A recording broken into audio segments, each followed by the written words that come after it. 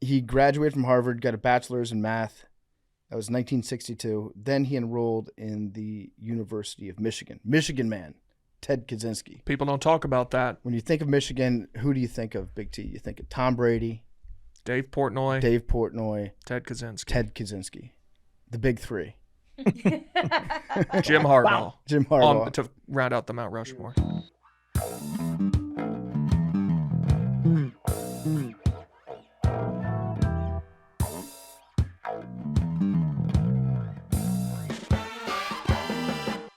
Welcome back to Macrodosing. It is Wednesday. Sorry, it's Let me do that again. Bad start. 3, 2, 1. Welcome back to Macrodosing. It's Thursday, December 5th. I feel like we should keep that in. That was funny. You want to keep that in? Well, yeah. I don't know why, but for Macrodosing, when I'm taping it, I always say the date where I'm taping it because we tape it on Wednesday. But when I'm doing part of my take, I always know to say the day after. I guess I'm just living the moment on the show. What can I say? Usually say the day after. Yeah. Yeah, you get it right. It's a bad start to the show. Yeah. My bad.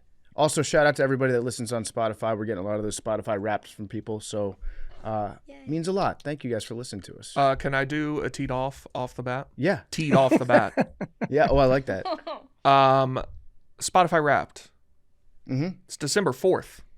We have 8% of the year left. Yeah, we're crowning. We're crowning them too early. We don't give out awards with 9 games left in the season. That's a fair point. In the NBA, and like you wait until the end. There could be injuries. Yeah, I mean, who knows? What PEDs? What if a song comes out on Friday that I'm addicted to and I listen to it nonstop for the last 3 weeks of the year? I bet you Drake sued to have Spotify Wrapped moved up so the latest Kendrick album wouldn't be included in people's Spotify Wrapped. Interesting. Think about it. Interesting. But it's always been like first week of December. This is actually the latest it's been. And it's the laziest rollout I've seen. What do you mean? Usually Spotify has all these cute little stats of like, what town are you? They didn't even tell me what my favorite genre was this year. Okay, you know what? We're going to do a live unwrapping because I haven't looked at mine yet. Oh. I will be 100% honest. It's time for another unwrapping. It's time for another unwrapping. It's time for another unwrapping. What the Your fuck are y'all 2024 saying? Wrapped is here. Okay, find out what You don't watch enough Frank the Tank. Find out what ruled your listening this year. I'm going to open it up. Okay, there's a lot of graphics popping up. Hi, PFT. You should just fast forward to the top artists and top songs, bro. Okay, all right. They glaze you the whole time. You're such Life a good moved person fast. for being on our app. I am. That's why I use Spotify, because I'm a good person. You've changed. Oh, it told me that you've changed. Yeah, it told and so me has that your too. listening.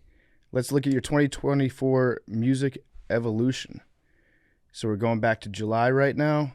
Do you guys care about my music evolution this year? I do, because I want to see what you got. Yeah. Okay, July was your first bougie football rap phase. That's kind of you for real. You were into artists like Meek Mill, Kanye West. I was on vacation too. That probably explains some of it. And I was listening to Meek Mill trying to learn Dreams and Nightmares for a pop punk show. August was your Malgoth happy punk rock season. That sounds about No right. Effects, Sum 41, and Green Day. Again, learning songs for pop punk shows. There's going to be a trend here, and it's going to be a lot of those. September, a lot of graphics here. Breakup skateboarding punk rock moment Totally. Nice. in September. Zebrahead, Social Distortion, Far From Finished. I listened to 988 artists. When do I get to the good stuff? One had a special place in your heart That's it. and your ears. It was the Boss Tones again. I listened to the Mighty Mighty Boss Tones the most again this year. How many minutes did you listen total? I Just go to the end. It'll tell you. was a top 1% fan. I'm in the 1%. I've spent 215 minutes listening to the Boss Tones. That's not that much. 215. It's not that much. Oh, brother. You don't want to know my stats. No, I bounce around a lot. Who else got a lot of play this year? Okay, Boss Tones, No Effects, Alkaline Trio, Blink 182, and Toots and the Maytals. How many total minutes were you on Spotify? I don't see that stat yet. Let me see. That's back. No, it's at the end. Or It's it's in at your the end little. too, yeah. I wish I could fast forward through here. You can. You can. You just keep tapping the right side We've of the been screen. asking It's you like too. an Instagram story. No, I know that. I just want to fast forward through the individual Oh, stories. yeah. I did. I tried holding it earlier to see if there was a fast forward. There's not. Yeah. Here's a special message from the Alkaline Trio saying thank you for listening to my shit. You're welcome, the Alkaline Trio. We recorded a special message, but I'm told it didn't make it on there. Really? Yeah, I've had several people, because I asked, because we were their top podcast, and I was like, did you get like a little video thing? And they said no. But we did record it like the day of the deadline, so it's possible that we... possible. Okay, guess what my number one song?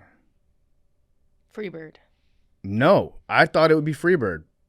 Gotta But- be dreams and nightmares then, huh? No. It's Torn by Natalie Imbruglia. Wow. Really? Yeah. Never heard that You song. okay? No, I'm fine. Yeah, that's thank you for asking. That's One what- Direction's that- first song together. Yeah. Oh, yeah, of course. Nothing left. It used Uh, to cry. That's a fair question. I would ask that question too. If Yeah. somebody's top song for the entire year was Torn by Natalie Imbruglia. Do you guys sing it at We do. Punk Oh, okay. Yeah. That makes sense. I don't know why I had to listen to it that many times though. It's a pretty who knows. Then I've got Welcome to the Black Parade. Oh, good song. Very good song. This is just the pup punk set list. And then Austin. You know that song? Oh, like the Dasha? Yeah, by Dasha. wow. Yeah. Really? Yep. Again, that we played that at Pup Punk. Oh, But again, I don't know why I had to. It's like 4 chords.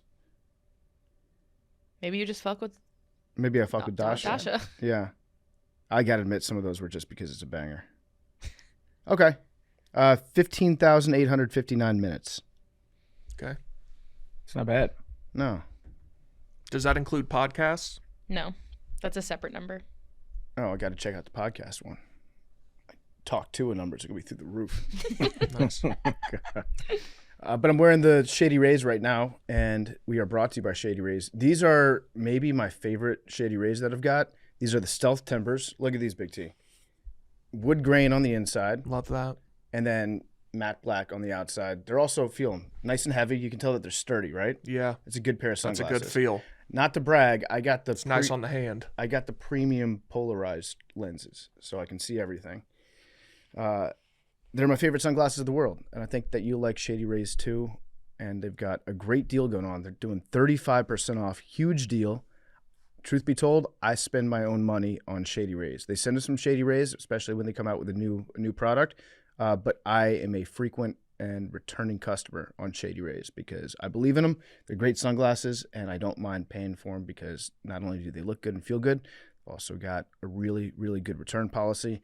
And you can get ready for game day with their latest addition to the Barstool Sports rival collection, the Barstool College. Shady Rays partnered with Barstool Sports to bring you a new lineup of premium polarized shades that are perfect for showing off your team pride. The Barstool College collection features bold colorways. They're inspired by some of the biggest names in college sports, ensuring that you'll find the perfect pair to rep your team. Whether you're at the tailgate or if you're in the stands, the shades deliver all-day comfort and top-notch performance. Plus, they've got hassle-free returns and exchanges. You can shop with confidence, elevate your game day look with the Barstool College collection. A little bit about Shady Rays customer service. I ordered 4 pairs of sunglasses the other week, and they got shipped to my house. They were delivered to my house, dropped off to my house.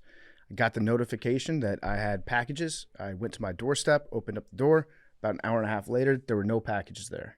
No packages. I had my packages stolen from my front door. I emailed Shady Rays, and I was like, hey, just making sure that they got dropped off because I don't see them there. They got back to me, and they said, we're going to contact the shipper, see what's going on. And then I found out that the delivery person just threw the package over into my side yard and didn't tell me. So I had the sunglasses, emailed Kobe. them back. Yeah, Kobe, exactly. I wish I had the video footage of the person doing that. But, I mean, credit to them. They're doing the right thing because this is package pilfering season where people steal your shit. Yeah. And they were trying to do me a solid. But I just wish that they'd let me know that instead of marking it delivered at front door, they just put over the gate into the side yard. But I found it. No worries. But yeah, Shady Rays, if you go through any sort of issue with your sunglasses, they're very responsive. You can shop with confidence. They have hassle-free returns and exchanges. Best customer service. Check out the Barstool College collection. Go to shadyrays.com. Use code MACRO. Get 35% off polarized sunglasses. 35% off with promo code MACRO. See for yourself why over 300,000 people have rated these shades 5 stars. Shadyrays.com, promo code MACRO. Get 35% off your polarized sunglasses. How about that for an organic ad read? Love these Shady Rays. crushed it. They're the best. So we're back. We're going to talk about the Unabomber today. Fascinating case. It's interesting for sure. It really is. And I don't want to say he made a lot of good points, but He made a lot of good points and a lot of bad points. It was a mixed bag for me. yeah, I think that's fair. He contained multitudes. Yeah. Was the Unabomber bad? Well, it's hard to say. No, he was bad. Yeah, But his points. I'm talking about his points. He was bad. bad guy. So yeah, we're going to talk about Ted Kaczynski in a little bit, and we've got some other stuff to get into. Right off the bat, congratulations, Big T. You nailed your playoff projection. Yeah, I mean, it wasn't that hard. Yeah, but well, there's are you going to go to Ohio State or is Ohio State going to Knoxville? You called it. Yeah, I think what I'm hoping happens is Penn State loses badly enough that they drop below Ohio State. And even if they don't drop below us, I would rather play Ohio State or Penn State than Ohio State. You want Penn State. You want the Nittany Lions. Yeah, I would love for them to play in Knoxville, but even if we got to go there, I'd rather play them than Ohio State. You want James Franklin. Yes, in the playoff. In the pantheon of coaches who can't win the big games. I mean, Ohio State and Penn State got both of them right now, honestly. You got both of them. I would say that James Franklin is more of a can't win any big games guy than Ryan Day is. Ryan Day can't win the big game. Right. James He's Franklin won a couple, though. Can't win a big game. Right. And you would be a big game. Yeah, pretty big. Yeah. I decided that the funniest outcome would be if now Ohio State, if they somehow, I don't know how this would work out, but if they got a very, very favorable draw in the postseason tournament and they played as many cupcakes as possible and ended up winning the national championship playing against, like, obviously they would have to play probably one good team in the first round, right? Probably, but like my biggest problem with the whole thing is, so Alabama's going to get the 11th seed if SMU loses. Mm-hmm. And their first round game will probably be Notre Dame, where they'll be a slight underdog. Mm-hmm. But then if they win that one, they'd play Boise State or Clemson. Mm-hmm. And like if your Tennessee is the 9 seed who beat Alabama, by the way, you trade draws with them in a heartbeat. Yeah, give me the easiest possible schedule and path. For The Ohio easiest State. is going to be the 5 for Ohio State. Yeah. I mean, if they moved up to 7, they're going to try to avoid intra-conference games, I imagine, though, because that could possibly be Indiana. Rematch. But then you'd play the SEC winner, probably. So probably Texas. But if you're the 5, you're going to play like Arizona State and then Boise State or the ACC winner. Is there any chance at all Ohio State gets the 5? No. No chance. No matter what. The 5 will be Notre Dame or the Big Ten championship game loser. Okay. What if Penn State gets blown out? Then it'll be Notre Dame. Yeah. Okay. So no chance they get it. I just want. So the funniest path is if Ohio State has as easy as it can get. They play against maybe Arizona State at some point, or they play against Boise State. There's some upsets that happen.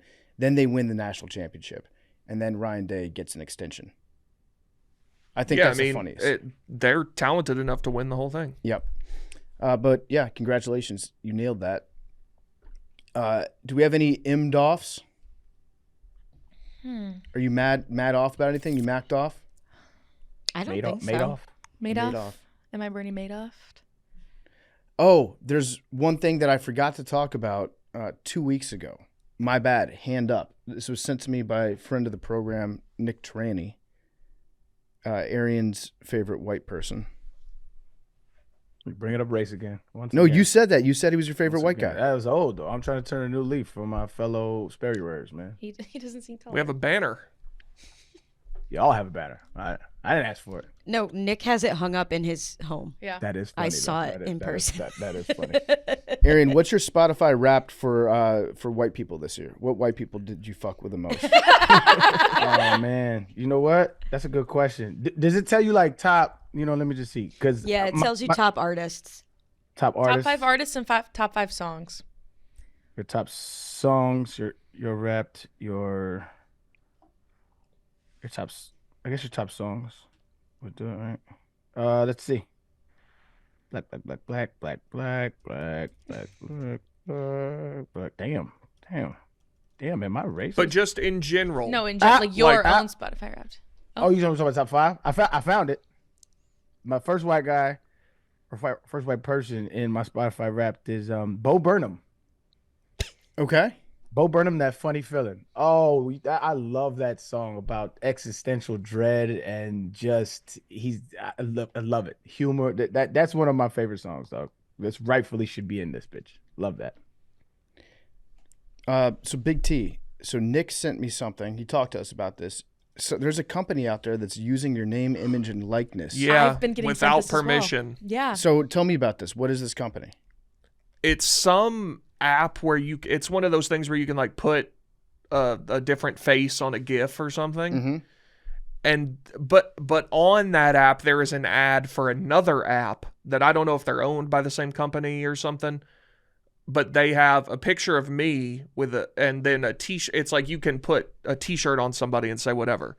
And the one Nick showed me was like a Kamala thing or something. Yeah, it was like I'm with Kamala. Yeah, something like that. Yeah, so, it's very. they should be paying for that privilege. It's very funny. It's very seeing Big T's face pop up because I think it's the picture that we have, like on. The, It's from a long time It's on ago. your blogger page. Yeah, on the Barstool on the website. Yeah, which needs to be updated tremendously. But yeah, so I don't know. I'm still not sure if that's some sort of inside joke. Like if Nick may have submitted that to them or something. I don't know. Well, I don't think that he did because he didn't like he had to look it up when I was asking about it, and I feel like he would have made it more known. But he's a tricky guy. I don't know. I mean, he was the first one who came up to me and like, has anyone asked you? Yeah. I was like, what are you talking about? Yeah, it's very funny. Big T is the body of Kamala Harris and the face of Kamala Harris. When you think Kamala, you think Big T. More power to him. I love that. It does seem like a troll, though. Yeah, I don't know. I don't really care. So stuff going on in the news right now. Crazy story from New York this morning. The UnitedHealthcare CEO, Brian Thompson, was shot, killed in Manhattan.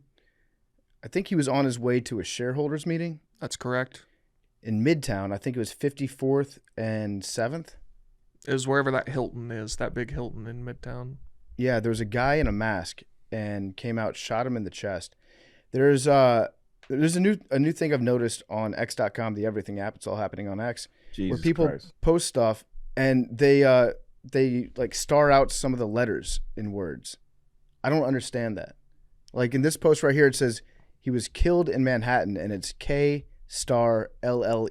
So I know some people do that if they don't want a word coming, so you can't search that they've tweeted that. So like when people who hate Barstool tweet about Barstool, Yeah. they put B*RST**L. Yeah, but why would you? But so for that one, I think it's part of the like algorithm now where if you have killed or something, like your stuff gets suppressed. What about free speech? I don't know what you want. You can't say like, oh, so and so killed this. You can. No, I But think I that's why think people it- do it. I think it's for reasons like Big T said, and then the other reason is like when you search for certain topics on the platform, like the top or the relevant ones come up, and when you do that, like it doesn't go into the same algorithm. Does that make sense? But So you don't want like randos in your mentions. But I see it a lot from aggregator accounts that the whole purpose of their account is to get as many views as possible. Oh, So well, I Big couldn't say. Big T might be right in that if you have like any sort of violent language, it might suppress it. Or, and this would be next level, if this person is doing that because if screenshots of their posts get shared on other platforms, like on Instagram might have something that sees the word killed and suppresses it. And maybe this guy's just hoping that that doesn't happen to him. It's got to be something to do with the algorithm. Okay, so anyways, the CEO of UnitedHealthcare was killed in Manhattan, shot in the chest, dude wearing a black mask who then ran down an alley. Pretty wild. Apparently they are under investigation for antitrust laws, and then he sold a bunch of stock. I don't know any of the Sold details. $15 million of his UnitedHealthcare stock recently, like the end of last year, I think, when they were under DOJ investigation. It does seem a bit odd. It does, because this doesn't seem like I mean, it's clearly targeted Yeah, it doesn't seem like a random crime for sure. in Manhattan. If it was a random crime, it would be like it happened from a person on the subway or. And it happened like he not somebody stepped out wearing of a his mask, hotel, got shot in the chest. Yeah, not like John Lennon. It's essentially what happened to him. Not somebody who just like shoots, and if it's a person that's like going crazy, they'll just stick around because they don't know that they did something wrong. This guy was trying to get away. Seems targeted. Yeah, so. kind of nuts that he's still out there. Yeah, I've been watching a lot of true crime stuff recently, and this, I don't know if it's going to be connected to anything business-wise that the guy's up to. Could also be something personal, but I've been watching a lot of stories about hitmen. I got a question. What percentage of hitmen get away with it? Like if you're hiring somebody to kill somebody, because I feel like they're all informants. Well, that's a different question then. I guess. Are you because if someone's an informant, then they're not a real hitman. Yeah, but I'm just saying the idea of hiring somebody to kill someone. I'm just wondering Those are two separate questions. Your original question, what percentage of actual hitmen get away with it? Yeah. I would guess 5 to 10. Your second question of how many people hiring someone to kill someone get away with it, I'd guess it's infinitesimal. You think so? Yes. Yeah, you think most of them get caught? Yeah. Yeah, I would agree. It seems like where does one go to hire a hit? Like, how do you?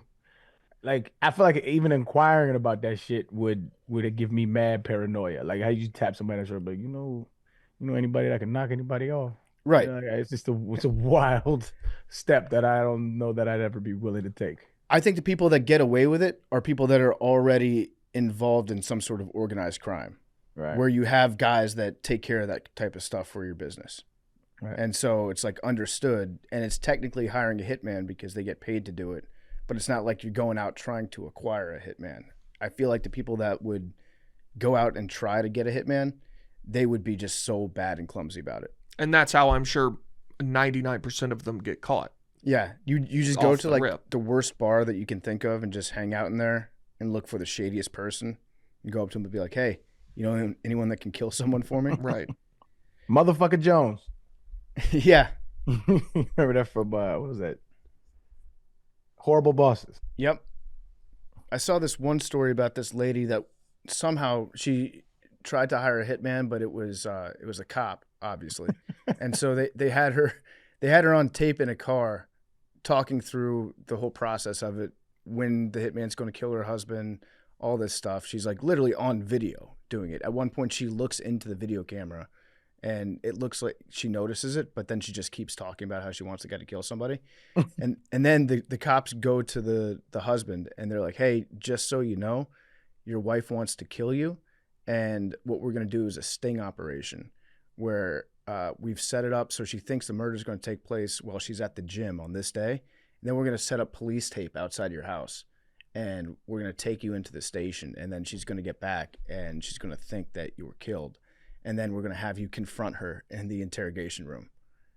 And it was So it was like that's like a fucking, what's that shit they used to do with the pedophiles? To Catch a Predator. Yeah, To Catch a Murderer. Yeah, kind of like that. It also doesn't seem like it helps the investigation whatsoever to have him like, "Surprise, I'm still alive." It's just to create it. Yeah, it's just petty and just creating content. You sit down at a little bar stool next to him and say, "Hey, how's it going?" Yeah, they're like, "This is going to be great. The police department needs to do better numbers on social. So what we're going to do is we're going to have her sitting down in the interrogation room. Then Detective Vlad is going to come in, and then he's going to bring you out, and then you're going to surprise her, and then you get to punch her, and then we'll try to restrain you. We're going to set this whole thing up." I'm all for that show too. To Catch a Murderer. To Catch a Murderer? Yeah, yes. That's basically the first 48. Why haven't we done To Catch a Murderer yet? Nah, that's not really. Nah, the first 48 is more like, how many friends can we get to tell on you? You know what I mean? That's. Yeah, but they're trying to catch a murderer. But this is a specific sting operation. Okay, yeah, I guess. You get the murderer to think it's about to go down, and then right when you think it's about to go down, "Hey, how's it going?" Yeah, and then you get killed anyways. So, okay, if we're doing a sting operation trying to catch murderers, We would need to have somebody, you know how like To Catch a Predator, they have the people that are from Perverted Justice on the computers and the chat rooms. How would you entice somebody to murder you? Like how would I ask that question again? Okay, if we're doing To Catch a Murderer in the same way that they do To Catch a Predator, how do we go out there and find potential murderers and then make them expose themselves as murderers? Like, Yeah, it's got to be like, I was you gonna have say, it's got to be somebody- like some 4chan, black market website that's like, it'd have to be some shit like that.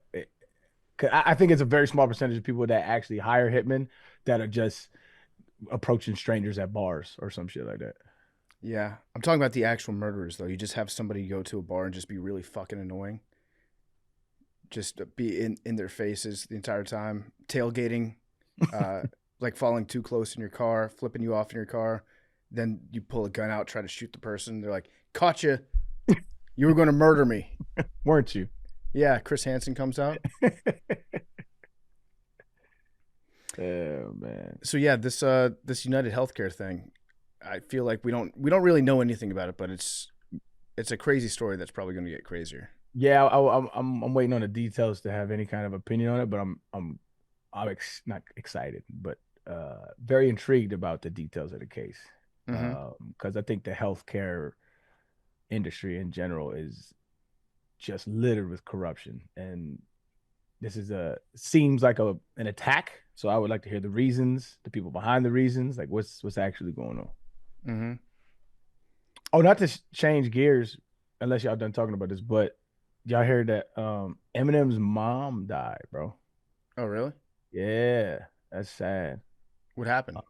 I don't know the details. I didn't look too far into it, but it's just from somebody who grew up on cleaning out my closet and being a bystander in a toxic mother-son relationship. Mm-hmm. That's sad, especially being a middle-aged man myself, knowing I got some family that I got beef with. Yeah. Wondering if it's worth it at the end of the day. So yeah, she was 69 years old. She just passed away. All the stuff about her death is just about Eminem. I mean, naturally, but you kind of got a window. I don't know how much of that stuff was real. It sounded real. I don't think that you'd make any of that stuff up about your mom. Yeah, if you're a global icon, one of the most listened to artists of all time, and you say that I think she had Munchausen syndrome, where you're constantly thinking that your kid is sick, and so you feed them medicine, and that fucked him up. That's a crazy disorder. Yeah. Isn't it? Like the moms that just constantly keep their kids in hospitals trying to prove that they're sick. Do we know anything about the psychology behind that? Why people do that? I don't. I know it's like Gypsy Rose. Her mom is the one that had it. Does it come from a desire for attention? I think so. Like, woe is me, my kid is sick. That Yeah. could be. Mm-hmm. That's pretty fucked up. I Yeah. searched Eminem mom and TMZ came up. You know what else TMZ broke yesterday? OJ. Yeah. So yeah, tell me about this. What happened? OJ. You haven't seen this? New I wrinkle. have not seen this. Oh, complicated man. New wrinkle in the OJ case. Of course. He might One of the have done goats. it. Oh, so shit. Lay it Yeah. on. They may have him. There's allegedly a recording from it was one of Is that why you OJ's. posted that meme? Yes. Okay. Yeah. Now it makes sense. Okay. There is an alleged recording from one of his bodyguards of him confessing to the murders, and so the cops have it now. I'm skeptical. Off rip. Yeah, me too. Because skeptical. where was this the last 30 years? Right. Well, why would you do it? Not even when he died. What is it? A year or two? 6 after he months died? later. Yeah, and it's just like you had an opportunity to actually prove that he did it during the biggest trial, maybe in American history, one of them anyway.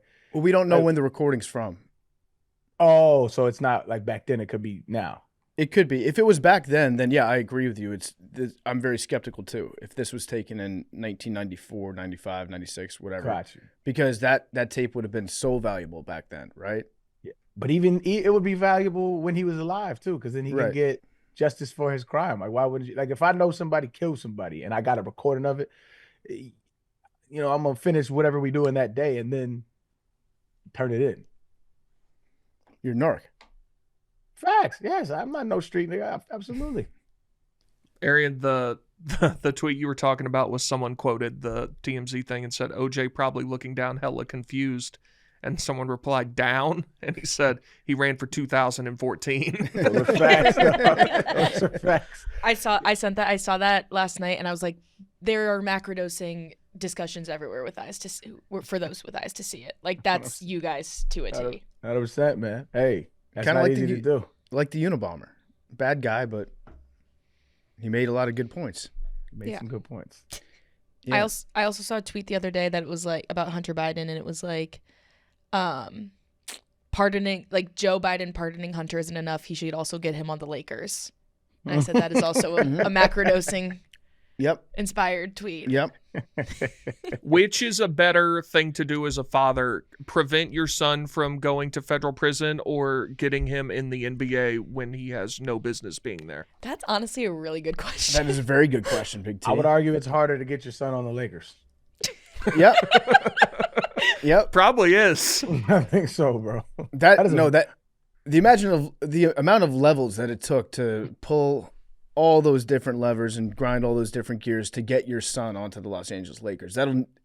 Other kids have been pardoned before. You happens. usurp the draft process and the Lakers organization, which is prestigious. You know, we're talking about one of the best sports organizations this world has ever seen. And you circumnavigate all of that and say, yo, I want my son to sit on the bench. And I'm like, all right, go ahead. That's Great dad. I mean, and you can just be rich enough to get the best lawyers in the country and Yeah. help you get out of jail. Yeah. I mean, getting on the Lakers is big far time stuff. more people have gotten off for heinous crimes than have played for the Los Angeles Lakers. Oh, yeah, like thousands times more. Yeah. I think It's, so, yeah. it's crazy. That's a good point. Good question, Big T. Yeah. Two great dads. Mm-hmm. What else we got going on out there? South Korea? Yeah, South Korea. So martial law has now been suspended in South Korea after being declared. Yeah, can y'all break this down for me? Because I have no idea what's going on over there. So my understanding is the president, everybody hates the president. Mhm. And so they were trying to oust him. And he was like, fuck it. It's martial law now. Mm-hmm. So then the military's like guarding the parliament building. And the parliament members were trying to get in to vote to rescind the martial law. Yep. But they're going through like the military. Yeah. But then they did it. But then South Korean citizens formed like a barrier outside the Yeah, capital. so they're all in the streets. They tried to send the special forces in to clear out the civilians, and they just stood and they like guarded the capital with their bodies. And then now they rescinded martial law. The president's like, my bad, sorry about that whole martial law thing. Yeah, really weird. You know who's stuck there? Who? Dua Lipa. Yeah. Oh no. We got to get her out. Oh no.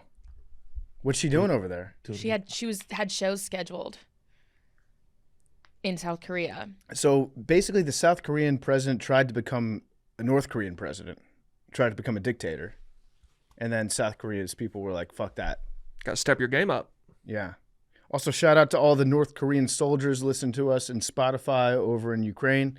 Appreciate you guys. Thanks for tuning in. Hope you guys are enjoying the internet for the first time in your lives. Enjoy the porn. I'm told that you are. They've had some problems over there. North Korean soldiers are getting addicted to watching porn because they're getting the internet for the first time ever, like the real internet. I mean, can you blame them? Eminem, do y'all have a country breakdown of our listenership? Have you just consolidated our producers? Yeah. Mm-hmm. Well, so they know I'm speaking to both of them. Okay. Usually we get a country breakdown. Wait, I think they just sent it. I'm curious what the farthest fetched Nice listeners- use of farthest versus furthest. I appreciate that. Shout out to everybody in the Sentinel Islands that are tuned in. Love you guys. We can get back to you because it'll take a sec. Okay. I'm going to guess. Yeah, put in your guesses. Okay, Canada. We got shout out to the Canadian I mean, we listeners. for sure have Western Europe, some. Yeah, we've got Ireland, England. France, Spain. Australia. And there's a bunch of Americans that live there, so I'm sure there's got to be some. I think we've had Mexico on there before. I bet we have some Indian listeners. I'd like to get into Asia. Yeah, India is an untapped market. How can we appeal to our We talk Asian cricket. demographic? Do they like cricket? They love cricket. I was thinking about doing a ramen. We were talking about earlier, doing like a ramen reaction, like just going around random ramen spots and doing like Dave does pizza. I do. Oh, I like that. Mukbang. Because I'm a ramen connoisseur. You are. I Okay, live finally on. found a spot in Houston, bro. For years, I've like there's no like solid ramen spots in Houston. I found one, and it is unbelievable. And the wait time is like an hour every time. It's worth it, dog. Yeah, if you find a good ramen place, the place that serves the egg like perfectly cooked, where it's a little bit runny. Oh fuck yeah! It's the broth, dog. The broth has to be rich, and it has to. Oh, it's just this. It's a certain je ne sais quoi that you just. Are you have to- doing hour waits at restaurants in Houston? just for that? I feel like you could slip in there. Sure, man, but I don't know that I've ever used that card. Hey, man, I used to put a ball over a white line. Can I cut in front of all these good, hardworking people? An hour's a long time. It's just not my style, though, dog. They wait their time just like I wait my time. Now, if somebody happens to pull me, that's happened before. But hey, you want to come? Yeah, That's fair. Yeah. That's fair. Yeah. That's on your own accord. That's your establishment. If you want me in there a little bit earlier, who am I to say no? This is your place for establishment. Run it how you want to run it. Yeah, the amount of arrogance it takes to do it. Do you know who I am? Just astounds me. It's wild. It is crazy. I just figured if you called and like gave them a name, they would do what you said and be like, "Oh, we got you." Never even thought, never crossed my mind. Well, the cool part about that establishment is during the wait, they're right across it's just an entire Asia town, Chinatown, whatever they call it. Right across the market is this oyster bar, and they have like all these different type of oysters. So like I just get like 24 oysters, and you get the dressing you want, a little Tabasco, and I'm sitting there just in line eating oysters, waiting for ramen. It's beautiful. That is nice.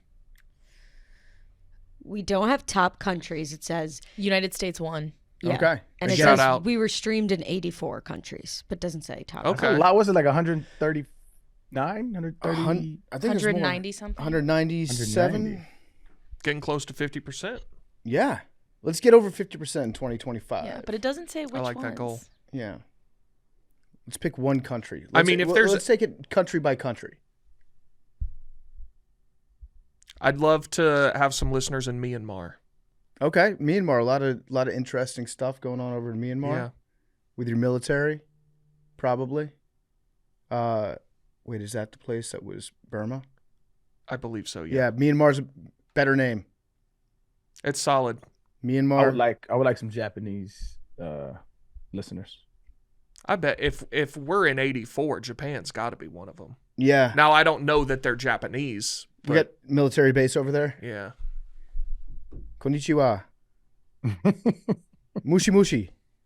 Arian, have I showed you the guy who has a UT bar in Tokyo? Yes, and it's lit. That guy rocks. I want to go there sometime. Yeah, it's lit. So I've changed my mind on Japan, Arian. I think you've been instrumental in helping me change my mind. I now really want to go to Tokyo. I want to go to Japan. You should absolutely do this, my brother. I'll go with you. You let me know. Okay. I'll drop everything and go to Japan. But even more so in Tokyo, you need to plan the other surrounding that are more, I would say, traditionally Japanese. Tokyo is very westernized. It's a Japanese New York City. Okay. Which is still amazing, especially like like Shibuya and like those kind of places around Tokyo. But like Kyoto was gorgeous, dog. Oh my God. And that's like, I literally went to like a what do they call it? A sumo wrestling championship. Yeah. Fire. Me and the homie was sitting there placing bets on niggas we didn't even know. That shit was amazing. I mean, that sounds like the best time ever. My big barrier has always been not necessarily the language, because I've traveled to countries where I don't speak the language before, but just like even being able to look at a sign and reading the letters on the sign and figuring out what the sign means. I've been a little bit intimidated about going over to Asia and having the characters, and I'm afraid that I can't understand how to get around as well. But I've heard from enough people that it's actually very easy to get around over there. Easy to get around, and a lot of people are willing to help you. It's like did I tell you the story about the lady on the train? Yeah. Yeah, so they go out of their way to help you. And they don't have to. It's a beautiful place, so you should absolutely do that. I'm looking at 13 hours and 35 minutes though. That's my thing. Depending on where you go from. So long as you stop in LA, enjoy. Well, the that was day. from here. Yeah, don't do it from no central or. But I Eastern. mean, you're still flying either way. That's what I'm saying. But you can go to LA, have a day or two in LA just to relax and enjoy, beautiful California, and then take off from there. I think it's like 9 hours. And it's still 10. Huh? Yeah, like you said, then it's still 9 or 10. 9 is significantly less than 13. But when you do transcontinental flights, they're usually the seats are a little bit bigger.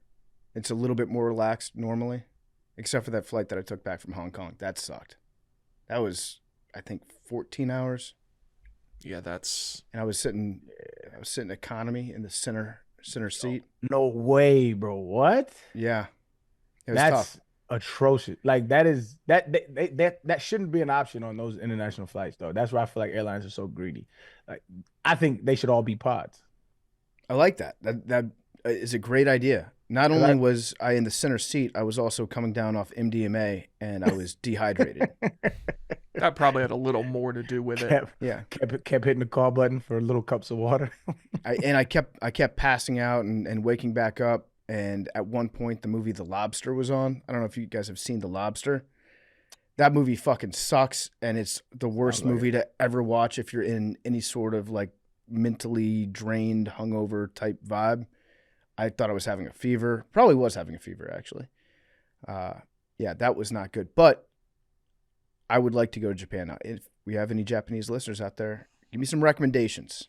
First timer, what should I do in Japan? I do want to go to a sumo match. That shit's lit. I think it has to be. I'll be respectful. I was not. We were betting. You were just trying to be a good teammate. Facts. That video is so funny. It is funny, man. I was an asshole. Can we play the audio of Arian in that press conference? We talked about it on nanodosing, but this is when Arian was in his fuck the media phase.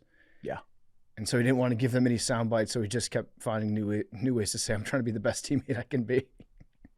How do you feel? Were you 100% out there today, Arian? Yeah, man, I'm just out here trying to be the best teammate I can be, and I'm gonna work hard at doing that. But physically, you're good to go? Yeah, man, I'm just trying to be the best teammate I can be, man. Arian, can you tell us exactly what kept you out? What's going on? Yeah, man, I'm just trying to be the best teammate I can be, I'm gonna work hard at doing that. But what was physically wrong? Yeah, I'm just out here, man, just, working hard every single day, trying to be the best teammate I can be. What did it mean to go? There is a gold mine of old Arian content out there. Oh God, it's Every night I got a wonderful. stomach ache. Maddie and Mac are little detectives. It's Finding so shit that I don't We're even never remember looking I for did. it. It's crazy We're work. never looking No. for it. It just comes about. Yeah, It just like comes and Like there's manifests. so much that it it literally just comes. lands into my lap. Yes. Like yesterday, I found the press conference from the audio, found that, and then it turned into like, I found sports science. I found 2 different Arian documentaries that I watched. Yeah. I found like. You have a TikTok edit going viral Yeah. right Yeah, now. you have a Yep. TikTok edit going viral, which made me cry the first time I watched it. Why'd you cry? What is it? It's I sent it it's this the one morning. that Big T sent this morning. It's like you Let's see it. crying in a press conference about your mom, and then it Oh. cuts to "So leave my sweater on the door." And then it cuts into highlights. It's like that song is going viral right now with different players. NFL players. But it was like the press conference made me cry, and then That was a real moment for the fans. I man, know. bro. Was they- that when you signed a contract or something? Yeah, that was after my deal. yeah, And fucking John McCain asked the question. the presidential McLean. John McClane was he's like a beat writer, famous. Yeah, no, I know who he is, but you said McLean, right? Is that his name? John McClane? It's not Yeah, McClane. I think McClane. it said I John thought McCain. I think you said John McCain. No, I said McClane. Okay, yeah. Yeah. We used to have Funk, but he cool people. Yeah. So those, and then I got tagged in a different one too. That was also another Arian edit that had another soundbite from that same press conference, and also then cut to your highlights. And I was like, oh my God. Listening to that clip was very funny because knowing you for a while now, I know the inflection in your voice when you're in a conversation you don't want to be in. And it's the exact same as during that press conference. Hold on, I'm listening to it right now. It's funny because the song is like so emotional, but then Arian's just like running through people, and I'm like, I'm not sure if I should be like sad while I'm watching this, or if I should be fired up. I think the song is like, remember the good old days, like big time. Remember this guy. Damn, and no, it's tough. Can you click the comments and look at the top comment? Oh, I would rather not. No, they're all nice. Funny. I hate doing that. Okay, just the top one. It's a good one.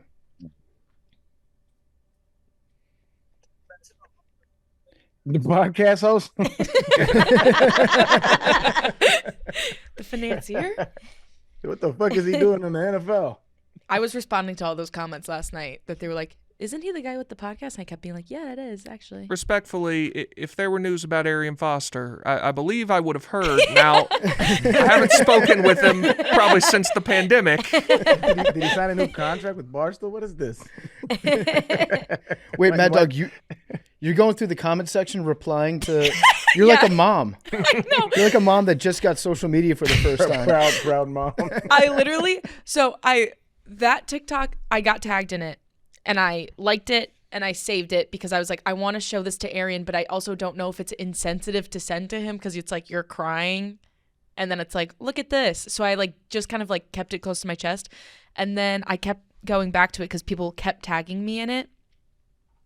And then people kept commenting like, oh my God, it's Arian from Macrodosing. And I just was at that point like, totally. Like I just I like felt like I felt like a proud mom. Like, oh my God, that is.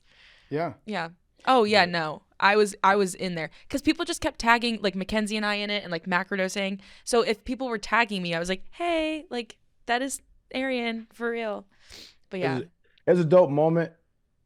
It was they kind of cut off the clip though. They asked me like what was the lowest moment of my life, and I said my mother one night pawned her wedding ring so that we could get food one night. Like that was in the other TikTok edit. Oh, I didn't see that one. Yeah, but it was a dope moment. And that's why I teared up because like I just signed a big deal and it's just like, and I retired her the next day, and it was just like a really big moment for the family. I have random clips that'll go viral out of nowhere for like that one, and then there's another one. The ref, hat, the referee oh my hat. God. That shit goes viral like once every 2 years. It's very weird. Yeah. 2 years, 2 months. Yeah, it's very weird, dog. Can we put that up? Let's restart that. Yes. Okay. No, it's not. But it's like no, I'm saying like if other people are going viral on your life, why can't we? Yeah. That one. Cease and desist. Yeah. And then it'll be like Arian like compilation highlight and it's just you bowing like 12 times. Yeah. Yeah. Shout out to my past life, man. It was a good run. I also just think intended. I also just think it's crazy sometimes when I watch your highlights and I'm like, I can't believe that's Arian. Like, I can't believe that's like you. It is me. I know. But flesh. Like, you and I were talking about that yesterday because we were like, that's like if who is a big running back now, like Christian McCaffrey, like if he did a podcast with us. Who would be the modern day equivalent of Arian in terms of like Derrick Henry? In terms of like ability, skill set. Notoriety is mostly what I'm not saying like I'm not saying what running back like compares to you physically. I'm saying in terms of like what they've done with their career. That's playing right now. That's playing right now. I mean, Saquon maybe. No, and the reason why I think that's a bad one is because I think what made the notoriety for me so appealing was the fantasy implications upon the undrafted. Yeah, so like I wasn't notable when I got into the league, and so like because it's such a rare thing, and I think that was like the big draw for people to be like, it was a really relatable underdog story, and so It'd have to be somebody who like climbed the ranks and achieved like, the top of their craft. But hey, who cares? It's over. We're all gonna die soon. Who cares? And I you're love gonna, that but you're perspective. gonna teach me ball first before that happens. I can't wait for that to happen. I know. We still on?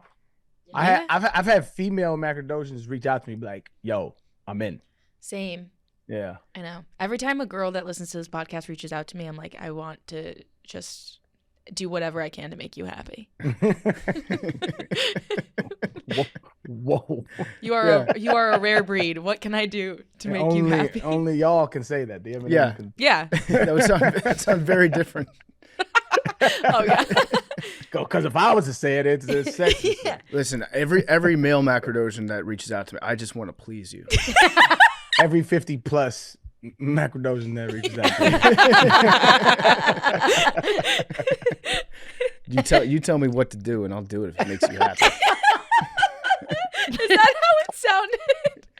Just a little bit. It was a cool moment though, Arian, and I like those press conferences where a player gets a big contract for the first time and they're happy. Those are always feel good moments for me because you can tell somebody's life has just changed. Yeah. It's because of the hard work they put in, and it's one of those rare times in sports where you're like, this is just all positive vibes.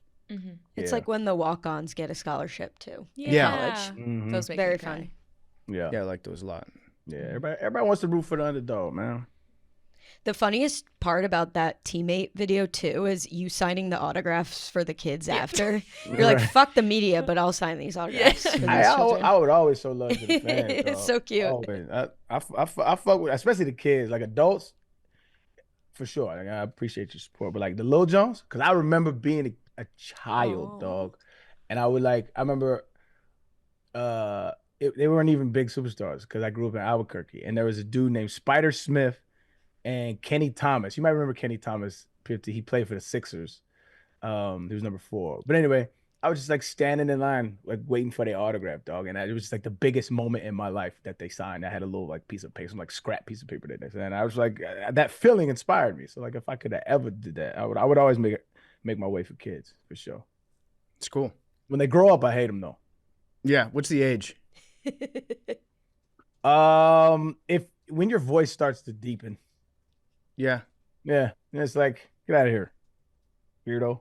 You're not taking in any magical, whimsical vibes from me signing your autograph right now. Nah, I don't mind male fans. I'm just joking. It's just because I saw some really dirty shit. Dudes, I've seen dudes like push kids out of the way to try to get an autograph. And I'll be like, yo, what are you doing, fam? This man is a little kid, dog. Quit being weird. Yep. But that's why we have the Unabomber. Two Just things it. real quick before we do that. On today's National Signing Day, Mm-hmm. I sent y'all the clip a few minutes ago. I have a new favorite football player. His name is Tim Merritt. He had been committed to Miami for I don't know how long, the whole time. And then he gets up on his signing day podium and he grabs the Miami hat and says, "Fuck this," and throws it across the gym and then puts on a Tennessee hat. And he's going to UT. He's my new favorite player. The other one, Arian, have you checked your email? Did you see who signed with Eastern Michigan today? Checked my email. Yeah, I sent you the tweet. It's in the response to the show. Do you want to just tell him who signed? Well, we could get Mincy in here. Yeah, he could do it. Big T. Okay. Needed a stud line. Oh, Jesus. This is going to be problematic for the next 4 years. Yeah, he went viral maybe a year ago. Is this his real name? That is his real name. Why? I don't know. That's his last name. His last name is Knigga. There's no way this is real, dog. It is. It's pronounced Kaczynski. So Is it really? so he claims. That's well, yeah. I mean, it's his right Sure. to tell you how to pronounce his last name. Sure. Are you trying to co-opt his last name? No, it's just that seems like an interesting. The hidden replies to that tweet are very funny. Eastern Michigan has been putting in work all morning, You said get Mincy in here saying getting rid of those replies. Is there any chance that we can get Tom Brenneman to announce some MAC games next year? He's doing ACC on CW, so maybe. I would love to see him put in a Kuniga game. You know who the Kaczynski surname was found in the United States between 1880 and 1920, with That's the first problematic. recorded Kaczynski family living in Indiana in 1880. Similar surnames can include Kaczynski, Knight, or I just think it would be Knight, Knags, Nig, Nigg, Knipa, Kling, King, Nida, and Kring. How has there not been a famous Kaniga until now? I think the name probably holds him back at some point, where people just don't want to say your name. Do you think you have to be better Yes. than so? Like he's probably a low-level power 4 recruit, but he's playing in the MAC because To overlook the implications that come along with having Right. that name and having to say that name for 4 years. Yeah. So you know how good Diego Fagot had to be yeah, to get into the NFL? yeah. Remember that guy, Arian? Not Diego. How you spell it? Funny you should ask. It's Fagot. Played at the Naval Academy. He did, yeah. Good linebacker. Very good linebacker. Yep. Hey, yo, is it me or is that word coming back in full force on Twitter, fam? I'm seeing that shit fly around like a fucking boomerang, dog. That shit is going crazy right now. Yeah, Shane Gillis brought it back, according to Will Compton. Is that what they say? Shane hosted SNL and then no, it wasn't that word. I think he just said like gay and retard are so back. Thank you, Shane. Retard may have it's back. Yeah. It's back. Now Is this true about the Redskins thing that they're taking that to court and they're gonna try to change the name and the logo back? Okay, so I want to talk about this because this goes viral all the time. Okay. And I think I have a bigger insight into the whole name situation than most people because I grew up with the team and I followed like all the ups and downs with that name throughout the years. So there's an organization out there called the Native Americans Guardians Association, I think. And they are advocates for bringing back all the old Native American names in sports. So whether it's like the Cleveland Indians or the Washington Redskins or And they natives? any number, they do have native people that are on their board, I think.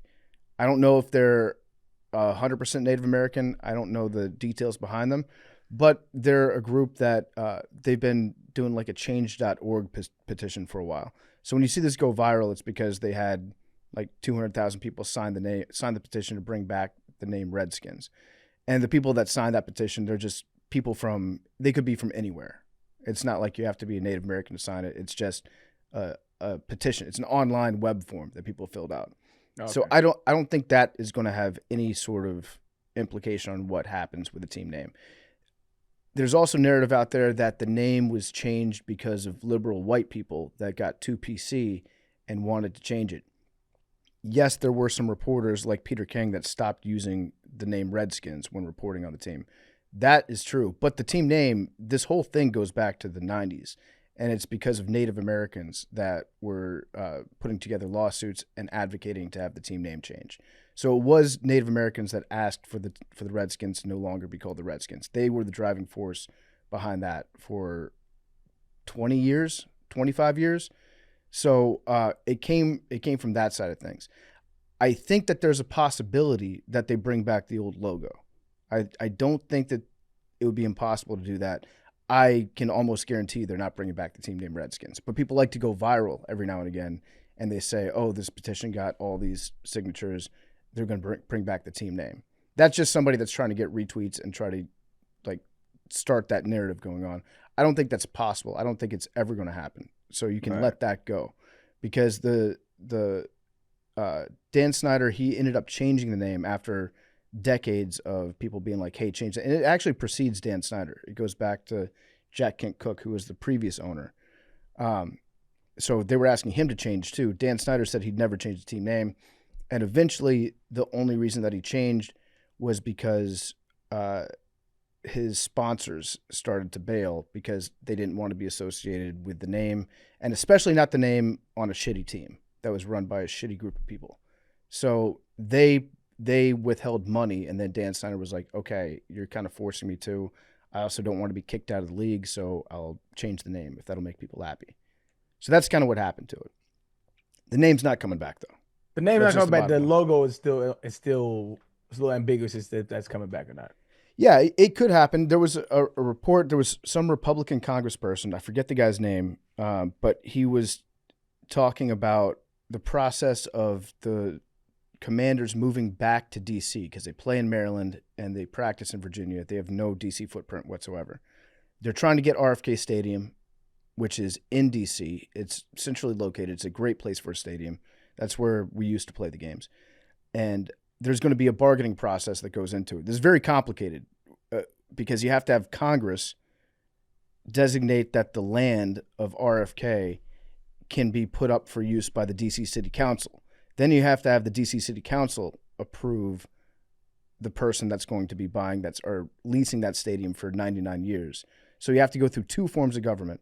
And they're trying to do some negotiations where some people in Congress are saying we will allot this land to be distributed to you guys if you agree to bring back the old logo. So there is somebody in Congress that's involved in the negotiations that's talking about this right now, which means that it could happen. But the more important thing, this came out yesterday. This was crazy. So Maryland is asking for an entire squadron of F-16 Falcons from the D.C. National Guard in exchange for allowing the Commanders to move out of Maryland and into Washington, D.C. What they going to do with the planes, yo? Yeah, what's the... I don't know. What's Maryland up to? Like, why does Maryland need all these F-16s? I mean, do they not... Like, Maryland's part of the U.S. Yeah. They already have them. I have to assume that they have Andrews Air Force Base, right? They've got the Navy. Actually, the Navy. Now I might be exposing myself right now. Does I will say, I think the Navy has F-16s? F-16. They don't land on carriers, but I think they have F-16s. I think. I might be wrong. The entirety of your explanation of the name and the city and the F-16, you are a dweeb about Washington, D.C. football, and I appreciate it. So Thank you. You are a huge dork, and I appreciate it. Thank you. I appreciate that. I appreciate you appreciating me. I don't know. The story about the F-16s just seems like it was written just for me. Yeah, exactly right. They didn't come out with a declarative statement about why they would even inquire about obtaining some F-16s. No, I mean, like, listen, Ukraine lobbied for 3 years to get F-16s, and they had Russia invading them. There's no football stadium over there, though. That's true. That's true. If NFL Europe had a franchise in Kyiv, we would have had F-16s over there within 2 hours. Easily. The F-16 Falcon, great plane. Did you see that it's a skit that's going wild from SNL? And I'm not a huge SNL fan. I don't think it's that funny. But this shit is comedy, where they talk about the settlers and they're in the new land we're gonna use. Nate Bargatze. That shit is brilliantly written. That shit is hilarious, dog. If you haven't seen it, I suggest that highly. Love Nate Bargatze. And how many inches will be? Or it's like, yeah. Yep. Nobody knows. Yeah. So man. we got to hang out with Nate for a little bit at the Lake Tahoe golf tournament last year because he was out there. He was playing. Very, very nice guy. We had him on Pardon My Take. And my mom is like a super fan of Nate Bargatze. And so I was like, Nate, good to see you. My mom just absolutely loves you. He's like, I get that all the time from people. I don't know whether to take it as a compliment or as an insult, but I'm like every person's mom's favorite comedian because he doesn't cuss. One can only hope to get that level of, fandom. Arian Foster, your mom's favorite running back. I can't wait. Don't ask why. That's why I can't wait for my salt and pepper to grow in, man. Can we make that a quote card? Also, there is a variant, the F-16 in Viper, built specifically for the Navy in small numbers. So I was right. Totally. We all knew that. Nate's got me beat out for most famous person from Old Hickory, Tennessee. Same hometown? Yeah. He told an Old Hickory, Tennessee joke in Newark, New Jersey. I was there. I was the happiest guy in the audience. Did you let out a woo? There was somebody else who like wooed really loud. There must have been one more person from. Did he say anybody here from? No, but he said, I'm from Old Hickory, Tennessee. The joke was the zip code's 37138. And he was like, the guy doing the zip codes. He was like, when we were kids, they would teach us 37 plus 1 is 38. And he was like, so the guy doing the zip codes must have thought we were pretty stupid. And I loved that he did that joke. Very cool. Yeah. So it's Nate Bargatze, Big T. I'm looking right now. I mean, after Nate, it falls off hard. I'm seeing Kathy Gordon Brown, who was an independent candidate for president in 2000. A musical duo, Danica and the Jeb.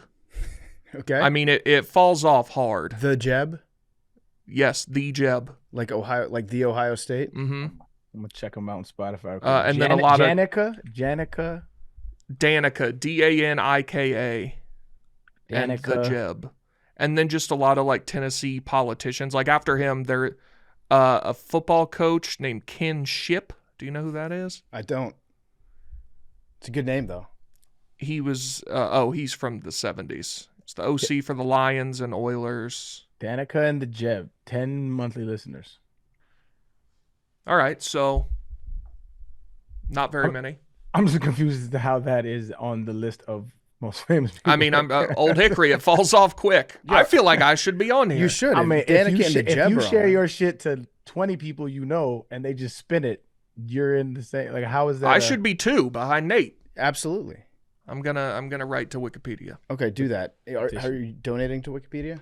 Hell no. Instead of donation. Hey, yo, people do not fuck with that, but use that is so fucked up to me, dog. Because I do it too. They're like, yo, can you please, if you like this internet form? And I'm like, yeah, nah. Yeah, no, I mean, it's always gonna be there. See, and that's we're somebody's paying, and I think one day they're just gonna pull it, just to like, yo, I'm telling y'all, this ain't. Like, they'll just pull it and be like, for a week, no Wikipedia. Watch people scramble, then come back and be like, now give me that $2. Yeah, no, if they were smart, they would do that, and then I would pay $1. We should. It's the most, I don't know, altruistic thing we could do. They just give us information, and it's well sourced a lot of the times, most of the times, and it's good information, collective body of knowledge that we've accumulated, and they curate it. It's a great service, and we take it for granted. We do. Whenever I open up a website, if there's a banner at the top that says, "Hey, this will only take 7 seconds of your time," I spend about half a second looking at that. And I just fuck scroll. off. Yeah, 7 seconds, or get the fuck out of here. You want $2? I looked for. You want $2? Absolutely not. Now let me go place a bet that I know is going to lose. The NBA Cup's tonight. I got to put some money down. Incredible slate of college basketball tonight. Yeah. Unreal. Yep. Can't wait. Also, I'd forgotten that. Well, I didn't forget, but I saw him again last night. Ziegler still playing for Tennessee. Oh, yeah. Still going strong. 5th year. Fourth year. I love that guy. He's the best. So you don't have Dalton Connect this year. We're really fucking good. Are you? Oh, yeah. Number 2 in KenPom. Love that. Yeah. Love that big T. Everything's coming up Big T. Chaz Lanier, best transfer in the country this year. We got it. We did it again. Yep. Big T, one last question about sports for you. Is it Penix time? I mean, who cares, dude? Like, I've got. Ask me when Tennessee season is over, and then I'll care for a little bit. Mm-hmm. I've got bigger fish to fry than the Atlanta Falcons. Kirk Cousins wouldn't be the first Falcon that Washington has gotten rid of if this F-16 thing goes through. Nice. I pulled that together beautifully. Yeah, you love that. Stitched that together. Is that what the F means? Falcon? Yeah. No, it means fighter, dumbass. So then where's Falcon coming from? It's the name of the plane. The F-22 is not a Falcon 22. The F-22 well, you didn't say that. Is a Raptor. Why you bang on him like that? The A6 Intruder is attack. A stands for attack. That makes sense, but you never said anything about a Falcon. The B-2 bomber, the B stands for bomber. I wouldn't take that if I was you, Big T. Called you a dumb. I don't care. Who cares? Just saying. He loves his planes. Let him love planes. The E in EA-18 stands for electric. You think? Yeah, electric. Yeah, totally electric. No, it's the Falcon. Some people would call it the Viper too. It's got 2 names. That's stupid. Yeah, it is stupid. I agree. Very stupid. Before we get to the Unabomber, brought to you by Steven Singer Jewelers. You know the holidays are almost here. Steven Singer Jewelers has the #1 gift. Everyone knows that's diamond stud earrings. Steven has the most beautiful, best value, real natural diamond studs anywhere. Choose a great pair of Anita diamond stud earrings. They start at just $298. It's diamond season. Steven makes it so easy to buy real diamond jewelry for someone that you love. No phony sales, no haggling, no nonsense, just easy, and it's actually fun too. Steven's real diamond studs are flawless to the eye. They're colorless, and they come with his unbeatable full value lifetime trade-in. That means you can trade in the diamond studs that you get, and you can receive exactly what you paid towards a larger pair. So if you buy a pair of diamond stud earrings for somebody special, 5 years, maybe you're making a little bit more money, you can just upgrade those, trade them in, get back exactly what you paid for, and put them towards a larger pair. Steven also has the best guarantee in the business, 100-day, 100% no hassle, money-back guarantee, fast free shipping. Go to IHateStevenSinger.com, click on the Anita Diamond Stud Earrings, or visit Steven's showroom at the other corner of 8th Walnut in Philly. Buy real diamonds from a real jeweler that you can trust. Steven Singer Jewelers. That's IHateStevenSinger.com. All right, so let's talk Unabomber. Ted Kaczynski. So, you've often heard me say on this podcast that the Industrial Revolution and its consequences have been a disaster for the human race. You're always saying that. They increased the life expectancy of those who live in advanced countries, Big T, but they destabilized society. They made life unfulfilling. They have subjected human beings to indignities. Would you disagree? I mean, if I had a nickel for every time I heard you say this, I'd have like 13 nickels. It's led to widespread psychological suffering in the third world, to physical suffering as well. It inflicted severe damage on the natural world. You would agree with that. The Industrial Revolution has ravaged our planet. Sure. The continued development of technology is going to worsen the situation. We always say, like, AI coming through. Yeah, I mean, it's hard. Like, I've heard you say this so many times, it's hard to even, get up for it. But yeah, so those quotes were actually from the Unabomber, Ted Kaczynski, in his manifesto. Ted, long manifesto, way too long. This could have been an email, Ted. Very long. I had ChatGPT Actually, summarize it. Everything Ted Kaczynski probably should have been an email. I see what you did there. He's the ultimate should have been an email guy. Yeah. My hands are gone, Ted. Could have good. just hit send. He was born in 1942. And we've seen the pictures of Ted Kaczynski looking like a mountain man with the wild hair and the big beard. I've also seen a couple pictures of Ted Kaczynski where he didn't look that bad. If you look up young Ted Kaczynski, kind of a snack. Several serial killers that way. Yeah. Bundy. But that's kind of the premise of serial killers. Is they're kind of savvy. And they have some appeal, which lures a lot of their victims in. Because you couldn't become a serial killer if you didn't have savvy, because you would get caught. You have to have a certain amount of intellect for sure. Yeah. Well, sometimes. If you want like a long career like Ted, because he was on the run for decades. So yeah. So the average IQ of a serial killer is 94.5. So that's just right beneath the average IQ of Americans. I dispute that. Well, it was done at Radford University. Oh, like the worst college in America. That's. I was about to jump in and dispute that, but as somebody that got accepted to Radford University, what is defined I have to agree. Sorry, I mean, it is.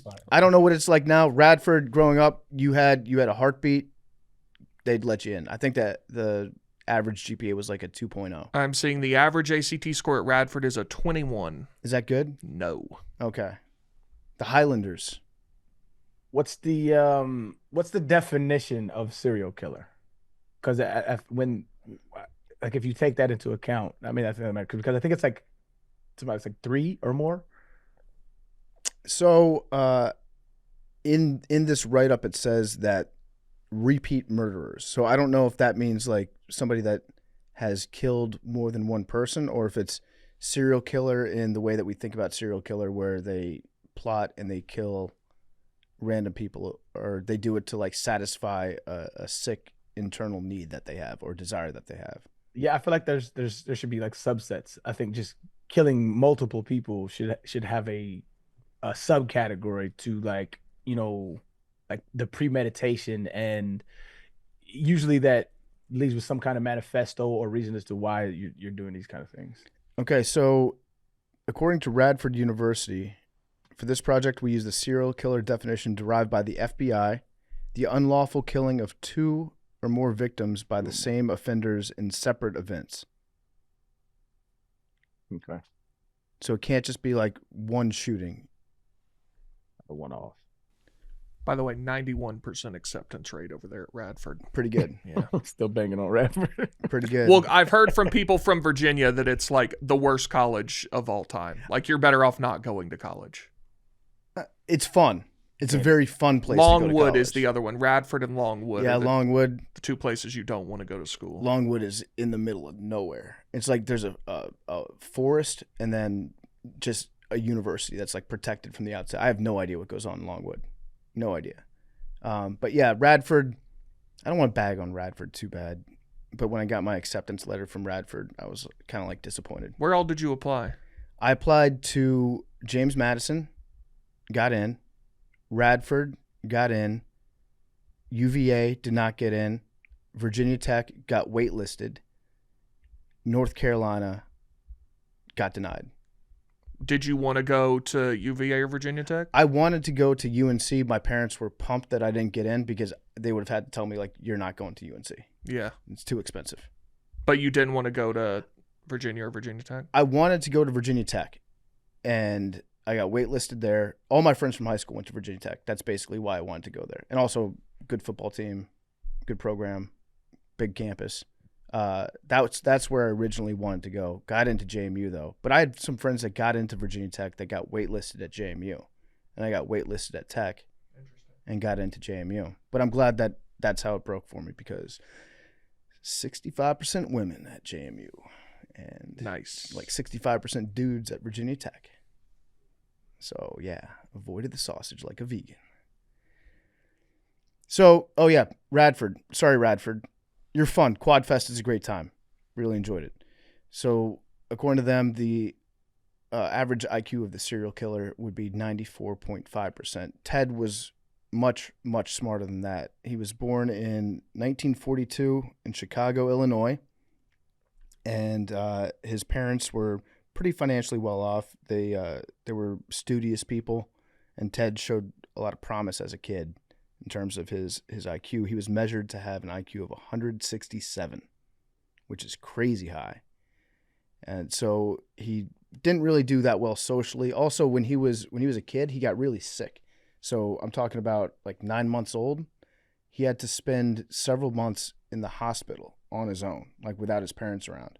And there have been studies that show that if you take an infant and you isolate them from their parents, then they develop like severe social issues later on in life because you have like a fear of abandonment that you don't even know where it came from. But those are like very crucial times for parents to be around. So if they're just in the hospital, they might have a hard time. And he had a hard time as a kid in elementary school. Also probably being like super, super smart and having that background of being abandoned probably makes it tough for you to relate to any of your classmates or develop friends. Like if you're a genius kid, like a genius 6-year-old, it must suck to hang around with other 6-year-olds, right? I mean, yeah. It would definitely suck. Imagine if you were like 11 and you were forced to hang out with all 6-year-olds, but you have the mind of an 11-year-old, but you're 6. Yeah. But see, and this is why like reading his manifesto and like you can kind of see like his flawed ideology like come to fruition, in my opinion. I guess we can get into it later if you want to keep detailing out how we got here, but I can circle back to that point unless you want me to make the point now. Well, yeah, we can circle back to it. I just think that if you're a genius 6-year-old and you're hanging out with other 6-year-olds and they're like calling it the library, and I'm having hold on, that could just be a cultural thing, dog. I'm having Paschetti for dinner tonight. Okay, now you're just attacking. What? I'm not gonna say it. That is not. You're not going there. Absolutely. You just talking about dialect. Wait, who do you think he's attacking? I didn't say anything. Who do you think I think he's attacking? Well, You said that's why I'm asking, yeah. because who I think you think he's attacking is I think you're incorrect. And the world goes around. I think you're attacking cultural dialect. I don't think it has anything to do with intellect. I don't think No, I think it just has to do with being 6. Yeah, just normal 6-year-olds have trouble saying words. But okay. I'm doing too much here. I got you. I also think that there's other stuff like they want to go home and watch like cartoons and shit. And you're like, you don't care about what's going on in South Korea right now. But see, I think this is why the point I was going to make is kind of pertinent to his mindset. His mindset was very systematic in a way that he thought cultural I guess manifestations were not important.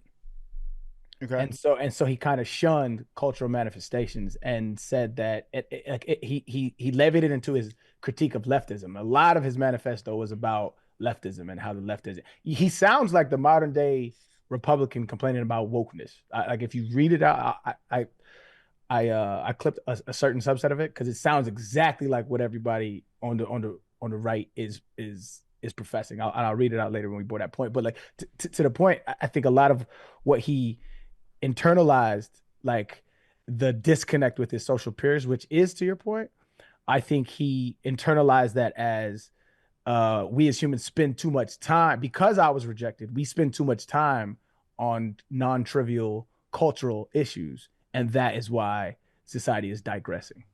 Yeah.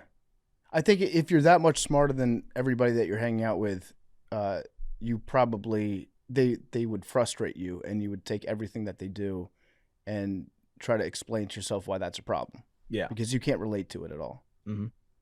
So yeah, he had the IQ of 167 and he skipped 6th grade. I think he might have skipped another grade too. Which is crazy though, because like to give it a kind of like baseline, it's up there with like a Stephen Hawking and an Einstein, like the IQ number.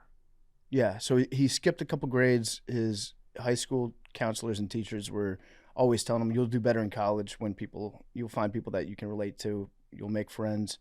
I know that things are tough right now, but it's going to get better for you. So he's pumped to go to college, and he got a scholarship into Harvard. So he got into Harvard, and he didn't really do that well at Harvard either. It didn't really play out the way that he thought it was going to play out. He would have to wear like the standard dress issue for Harvard students, which was a suit, coat, and tie. Can you imagine that? Like if your college, if everybody was wearing ties, and I don't know what the women were wearing back then, but the guys had to like dress up like they were going to church for every single class. You think that was at every college? No, I think it was at Ivy Leagues. Yeah, because I wouldn't go. No, fuck that. But his stuff didn't fit, and everybody else had like very fancy stuff, and so he was like looked down on. He didn't really like going to classes, spent a lot of time by himself, continued more and more isolation, never really talked to women. He had a real problem with speaking to women, and he got more and more frustrated, but he excelled at math. And so he started diving into that and doing like theoretical mathematics, and he was able to solve a bunch of problems that nobody else could. So they thought he was like a superhero. And it turns out though that the branch of mathematics that he studied didn't really have any sort of usefulness in the real world. So his career path at that point was basically just become a professor and then teach your crazy math to other people. So he goes to Harvard when he's 16.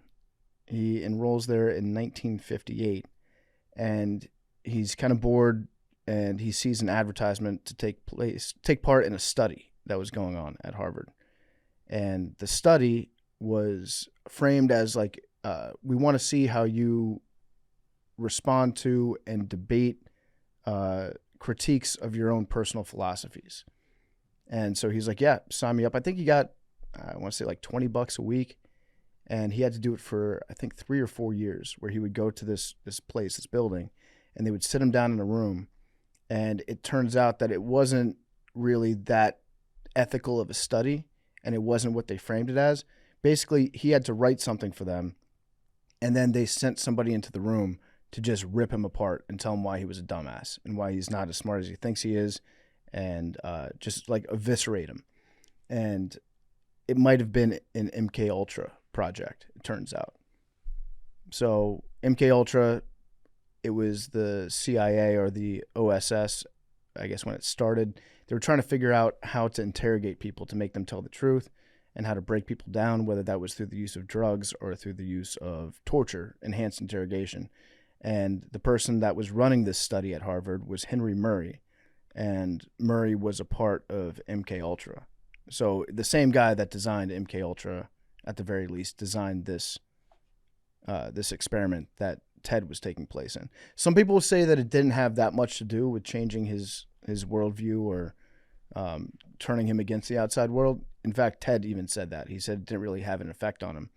But there's only one tape of one session that's out there, and it's somebody that's being pretty rude, but like heavily critiquing and telling Ted that he's not smart. You could say that is just like a normal, it's supreme debate, as Skip Bayless would put it. But we also don't have the tapes from every other visit for 3 years, where apparently things got like a little bit more difficult in that room. Basically sit in a room and then have a smart guy tell you that you're a fucking idiot for an hour a week for 3 years. And somebody like Ted, who already didn't like the outside world that much, he might not respond that. It could break him a little bit psychologically. So yeah, he took part in that, and he basically stayed in his room, in his dorm room, and practiced the trombone a lot. He should have gotten a different instrument. The trombone is maybe the least social instrument of all time. If you move in next door to a trombone player, because even when you play, unless you're a really good trombone player, then it's just annoying for everybody around you. If you're really good, it could sound nice and smooth. But yeah, he just practiced his trombone all the time. Imagine if he was in school now and teaching, and there was a Rate My Professor page for Ted Kaczynski, and everybody's like, this guy's just such a fucking asshole. I hate this guy. Yeah. And he's Ted Kaczynski. I know. Yeah. I think they did actually. I read that he that his students said that he was just like an above average professor, and like there wasn't like nothing significant or insignificant about him. It was just like he was, pretty good professor. Oh, they liked him? Some people, they said above average. Yeah. Interesting. I read that he taught basically from the book. So he had, obviously some severe anxiety and social issues. And so he didn't really feel comfortable talking and just speaking off the top of his head. So he just like kind of read out of the textbook for a lot, and then got frustrated when his students didn't do well. But I'm sure he had some good reviews as well mixed in there. But in this study, he had to write about his worldview and his personal philosophy. But it was actually set up to just berate the students, and they were doing research on Cold War interrogation tactics in this study. They had him hooked up to a bunch of electrodes to measure how much stress he was under while they were berating his philosophies, to just learn about how people respond to stress. So kind of crazy, kind of a crazy study to take place in, especially at Harvard. But again, that's where MK Ultra was happening too, like a lot up in New England. So he graduated from Harvard, got a bachelor's in math. That was 1962. Then he enrolled in the University of Michigan. Michigan man, Ted Kaczynski. People don't talk about that. When you think of Michigan, who do you think of, Big T? You think of Tom Brady, Dave Portnoy, Ted Kaczynski. Ted Kaczynski. The big three. Jim Harbaugh. Wow. Jim Harbaugh. To round out the Mount Rushmore. Dude, Ted Kaczynski would have, if he had just loved college football, he would have been Connor Stallions. Yeah. Also big manifesto guy. Yeah, it's true. Michigan man. Top two manifestos written at Michigan. Ted Kaczynski and Connor Stallions. Probably in that order. Well, Ted never. Well, we don't know. Ted never. Stallions won won't release the manifesto. Yeah, come on, Connor. If the manifesto is fire, you have the opportunity to become the number one manifesto guy in the history of Michigan, which is the hardest state to become the number one manifesto guy in. And school. Yeah. He followed me on Instagram recently. Oh, did he? Yeah. That's cool. Connor. I wonder if he's coming soon. My name's Connor too. Yeah. Do you guys have a little chat? No. So he graduated from the University of Michigan when he was 25, and he was the youngest assistant professor in the history of University of California at Berkeley. So he was hired to teach undergrad geometry and calculus, but then he just quit after 2 years, and he was like, fuck this. This sucks. He then kind of struggled to figure out what to do with his life, bounced around, did a bunch of odd jobs. He visited his brother in Montana, and he liked where his brother is actually a very interesting story. So kind of similar guys in terms of enjoying isolation. His brother was spending a little bit of time up in Montana. Ted goes to visit him, shows up unannounced at his door in the middle of nowhere. And he's like, this is a pretty cool thing you got going out here, just hanging out in the woods, nobody around you, nobody to reject you. He had tried in the past, like, starting relationships with women. This is actually kind of a wild story. So one of the odd jobs that he did, he was, I think he was pumping gas at a truck stop in Texas. And then he worked there for a summer. This truck stop also had a restaurant, and there was a waitress that he became very interested in. He only worked there for like 2 weeks, and then he leaves. And after that summer, the girl goes back to school. She doesn't even really remember Ted. They hadn't really interacted. Ted found her name, found out where she went to college, found out her address, and started trying to pursue her romantically by writing her a bunch of letters. And in the letters, he was bragging about what a good mathematician he was. He was talking about his high intellect, and he was saying that she should drop out of college and move out to the middle of nowhere with him and just live in isolation. And it didn't work. What do women want in a man? Like Ted was a total package. No pun intended.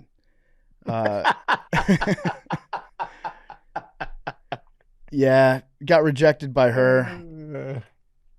Yeah, the letters were like, I'm so good at school and I'm very smart. Would you like to live out in the middle of nowhere in a cabin with me? And she was just like, I'm not going to respond to this guy. I hope he stops writing me letters soon. But yeah, probably the creepiest way possible. Now, what if she accepts? I feel like then if she accepts, then he would have been the happiest man ever. That's what I'm saying. Like, you know, just playing devil's advocate. This is the H-Man's art school. Yeah, it is. If this woman had, if she had been like, ooh, he knows calculus, Montana, never talked to anybody else. Yeah, I'm down. Let's party. Then he might have been a great writer. He might have just been a philosopher because he's getting laid. But yeah, I don't know if he ever got laid. That's another big question. He was like one of the first incels. Yeah, I was just about to say that he was an incel. Mm-hmm. I don't know if one of the first, but well, you're right. I feel like incels go back for quite a bit. Yeah. But yeah, he was definitely an incel. He kind of hated women because they spurned his advances. I'm sure it had nothing to do with his advances being weird and creepy as fuck. But he just grew to detest women. But then again, like when I read his manifesto, it's like, going back to the point I was making earlier, his disdain for what he called over-socialization, which is basically culture and people in culture, kind of pushed him here. And I don't know, it's interesting to read his thoughts and to see how he navigated, because he's a super smart dude. But I just feel like he didn't have community, which is what he detested. Right. And that's the interesting thing to me. He like detested this communal aspect of humans. But he badly needed it, which is again, like when you read his critique of leftism, I'll get into it when we get time, but when you read his critique of leftism, he acknowledges that it's a very accepting community. And that's exactly what he needed. It's very interesting reading this to me. Yeah. I think he was able to pick apart some very real problems that modern society has, but he had absolutely zero capability of introspection. Yes. to like turn that flashlight on himself and to be like, maybe you're doing something wrong. So maybe the Harvard dude in the room with him was like not even pretending. Yeah. Yeah, maybe it's just like, dude, you're an asshole.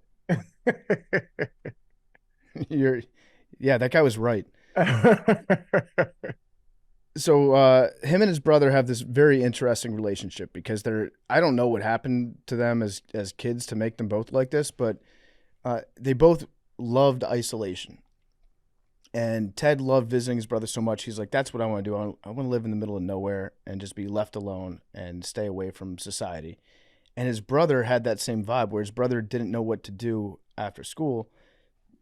His brother ended up moving down to I think, West Texas and had the same type of setup that Ted would eventually have, where he lived in the middle of nowhere by himself.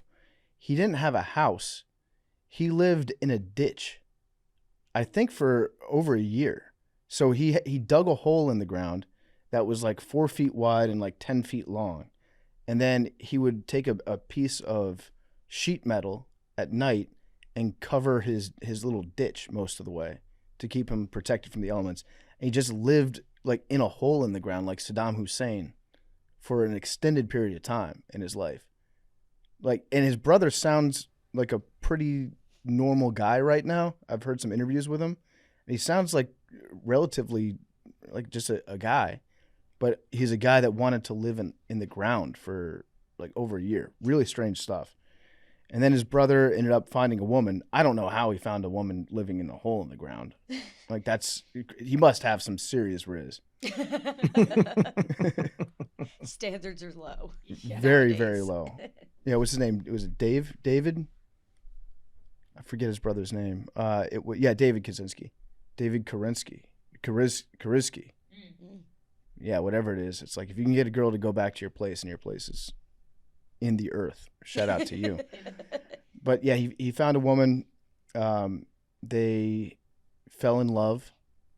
She encouraged him to move out of his ditch, and they built a cabin together.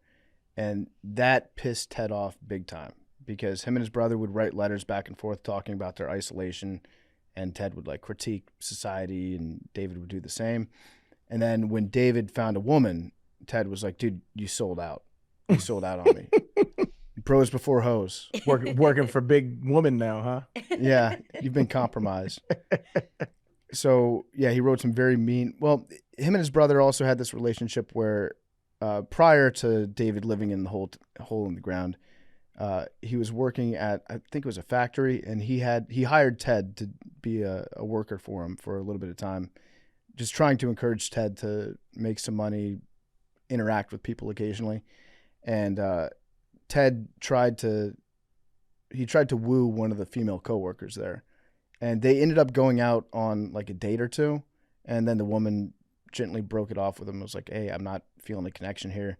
And that piece of rejection sent Ted over the edge, where he started writing like fucked up limericks about her and posting them around the office.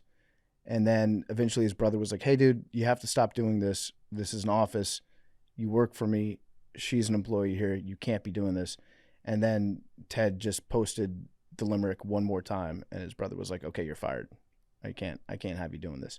So he was an incel, big time incel. And then after David found a woman, then they went their separate ways, and Ted cut off all communication, basically said, fuck you, you've changed. We're done here. We'll get back to talking about Ted in a little bit. He's brought to you by Cars.com. Our discussion about Ted is brought to you by Cars.com. If you want to find a trustworthy dealer, if you want to find dealership reviews from shoppers just like you, well, Cars.com has the latest research, shopping tools, and dealership reviews to help every shopper find the perfect car. You can shop by monthly payment, or you can filter by features to find the cars that fit your budget and fit your needs. Visit Cars.com. Start exploring your next possibility today. Cars.com is great because you can look at what the future value of your car is going to be. If you plan on selling it, you can make sure to sell it at the right time. Don't sell it too early. Maximize your value. Cars.com is the best to use if you're shopping for a car, or if you're thinking about selling your car. You can't do it without going to Cars.com first. Check it out today. This episode is also brought to you by DraftKings, where you can end the year with a bang. And advances, strikes, and takedowns. UFC 310 is live from Vegas. Jump in on all the action at DraftKings Sportsbook, the official sports betting partner of the UFC. It's a stacked card. You're sure to have more than one fighter saying Viva Las Vegas. It's super easy for first-timers to get started. You can try betting on something simple like picking a fighter to win. Go to the DraftKings Sportsbook app, select your fighter, place your first bet. It's that simple. And speaking of stacked, if you're new to DraftKings, listen up. New customers bet $5 to get $150 in bonus bets if your bet wins. Great deal. Bet $5, get $150 in bonus bets if your bet wins. Nothing like watching a UFC card, betting one right after the other, nonstop action. UFC 310 in Vegas. Download the DraftKings Sportsbook app now. Use code MACRO. That's code MACRO. Get $150 in bonus bets if your bet wins when you bet just $5. Only on DraftKings. The crown is yours. So then he moved out to Lincoln, Montana in 1971. And at the time, Ted had been a professor at Berkeley, but he dropped out to move to Montana. And his first bomb went off in 1978.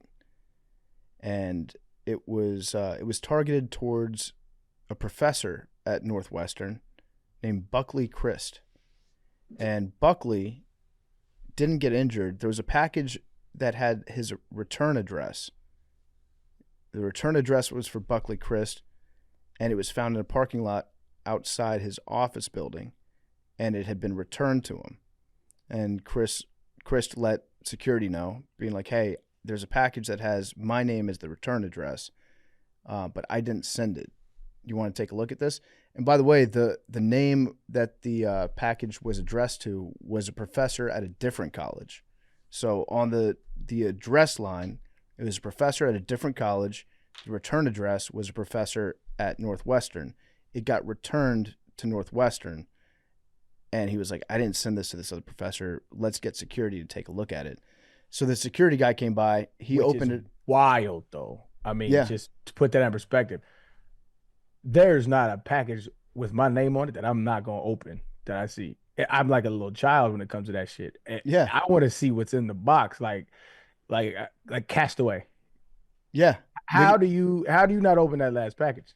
Like, it's like a pet. It's like almost like an OCD thing. I will open that package. So he could have got me easy. Even if I know, like I ordered a box of pins recently from Amazon and I knew it was pins, but I was excited to open it. I love opening packages. It's one of my favorite things. 100%. He'd have got me. What if in Castaway that package was just, it was a phone the entire time? No, they had that skit. They have that skit where he returns it. He's like, this package kept me going, and she opens. He's like, thanks. It's a GPS phone. It has a lighter in it. It's all kinds of like survival kit. Never seen that one. It's a good movie. Funny. Yeah. Yeah. It's in Castaway? But no. Oh man, that's one of Tom Hanks' best. It's hard to carry a movie with very little dialogue and just, emotional. I don't know. You can kind of like view his emotion through his actions. That's very tough to do as an actor. That he shined brilliantly in that movie. It was amazing. Like I know Wilson and the whole thing. I've just never watched it all the way through. Oh, I feel so bad, man. Yeah. You'd like it. I'm sure I'll see it at some point. You'd like it. I'll get to it. So the initial list of suspects centered around Chicago at the time because it was a Northwestern professor that got the bomb, and then they looked up like, okay, what students had an issue with this professor? That's probably who sent it. Nobody was killed. The security guard, shout out to the security guard, by the way. They were like, yeah, here's a very suspicious package. I didn't send it. Then the security guard just takes it into his office. He's like, well, I'm a security guard. I'll open it because it might be, I'm a security, so I won't get hurt. He just got a hand injury, but there was nothing deadly about it. So they started looking at Northwestern students. They tracked this one dude down from Chicago. Crazy coincidence. I think he had been a former student of the professor that the package was addressed to. And then also his mom worked for the professor on the return address. So like extreme coincidence that there's a guy out there that dropped the class of the one of the professors, and then his mom has a working relationship with the other. So they started being like, this is our guy. We're going to look at him. There's actually a big side story about that. that involves like a Dungeons and Dragons crew in Chicago that they focused on. They're like, these kids play Dungeons and Dragons. They're definitely sending mail bombs to people. There was also a time in Ted's life, I think this was in high school, where he was like playing pranks on people, and he made like a small explosive that he sent to, I think, a girl in his school. She opened it up. I don't know if it was at school or not, but it was like just basically smoke happened. So he always had like an inclination towards doing stuff like that. So that was the first one that happened. And then I'm going to fast forward a little bit because I can't talk about like every single bomb that he ever sent, but he sent 16 bomb attacks through 1978 and 1995. So 16 bombs. I don't want to say only, but when you think about the Unabomber, you think of like a complete psychopath, like one of the most evil dudes in the United States, right? But he killed only 3 people over the course of, 78 through 1995. That's not... He gets a lot of shine. And 2 of them were the last 2. He was hitting his stride when he quit. Yeah, the bombs got bigger and better. But it was mostly about the terror that he inspired in people, because he was threatening to bomb airliners and like take that down almost an entire that almost plane. happened too. From my memory, he wait, did you just speak about this? With the airline? Yeah. I just said that he was threatening to bomb airliners. Yeah, no. He actually did. He put one on there, and they had to. It didn't, like, there was faulty wiring in it, and it started to smoke, and so they landed. That's right. So there was a bomb that malfunctioned on one airliner, and then later on he said that there was a bomb that was being sent out of LAX, and they had to shut down the entire airport, I think for a day or 2, while they checked every single package, every single box that was in the airport. Yep. But yeah, so he was threatening to become, much more prolific. Side note, Yeah. the one you were talking about was on an American Airlines flight from Chicago to DC, and it, like, 12 people got, like, smoke inhalation or something. That was in 1979. It's unfathomable to me that just before 9/11, like, bad things happened on planes, and we just walk right on. Yeah. Walk right on. Like, I dislike airport security. Like, it's kind of a pain in the ass, but also I think I like it better than not having it. Yeah, I mean, I like traveling on trains better because you just walk on. See, when I get on a train, I'm like, you just walk, like, something bad could happen. Yeah, you can't really take control of a train. I guess you can hijack a train, but it has to stay on the track. With an airliner, you can fly anywhere. But, like, you haven't vetted anyone getting on that thing. Right. Yeah, it's just basically show up to the airport. You're getting on this plane. No worries. Put whatever package you want. It doesn't matter if you're on the flight. Mintz would have made it. He definitely would have made it. Yeah. There's a wild story about a hijacking. I think it was coming out of North Africa somewhere, and the hijackers took over the cockpit, and they were like, "You need to fly us to Australia." And the pilot was like, "Dude, this is a 3-hour flight. I don't have the gas to get you to Australia." And they're like, "I said fly us to Australia." He was like, "Okay, I guess I'll point the plane at Australia, but it's going to crash in about 2.5 hours past when we're supposed to land." And then it just went down in the ocean. And the pilot the entire time was like, "I told you this was going to happen. Why are we doing this?" Yeah, there's actually video footage of the plane. You've probably seen it. It's the one where it lands in the water. And then it like tips over onto its side. So did they die, or like 2/3 of the people died? Plane hijack, Australia, crash. Africa. Yeah. You're going to come up with the MH370 probably. Ethiopian Airlines Flight 961. There we go. That's the one. I know how to Google, brother. I'm the Google king. You think you're better at Googling than me? Yes, I do. That's bullshit. I've found people with so little information you wouldn't believe it. Yeah. That sounds kind of creepy. Big T is good at that. Big T is goated when it comes to that. All right, I will stand down. You said it with such confidence. I have to stand down. Like, girls are really good. Like, girls are always like, "Oh my god." No, like, I'm an you're FBI really agent." good because you're messy. Yeah. Yeah. 1,000%. But like Big T is way better than I am, and I'm messy. Yeah. What have I Googled for y'all that? I feel like you found people that we've been talking about before. Oh yeah, I'm sure. Peek behind the curtains. Basically every episode after it ends, me, Big T, and Mackenzie just gossip for a little while, and then you'll find people for us. But I'm messy because I don't leave a clean trait. Like I leave footprints. LinkedIn profile, I'm looking. Yeah, you don't care? Nope, don't care. I'll look at your story. I have no burner. You'll see my name right there. Like, I'll view your TikTok story. Don't follow you. Don't care. I just want to know things. I do not care. So old Ted was given the name Unabomber, which was actually a what's the word I'm looking for? A combination word. Combination.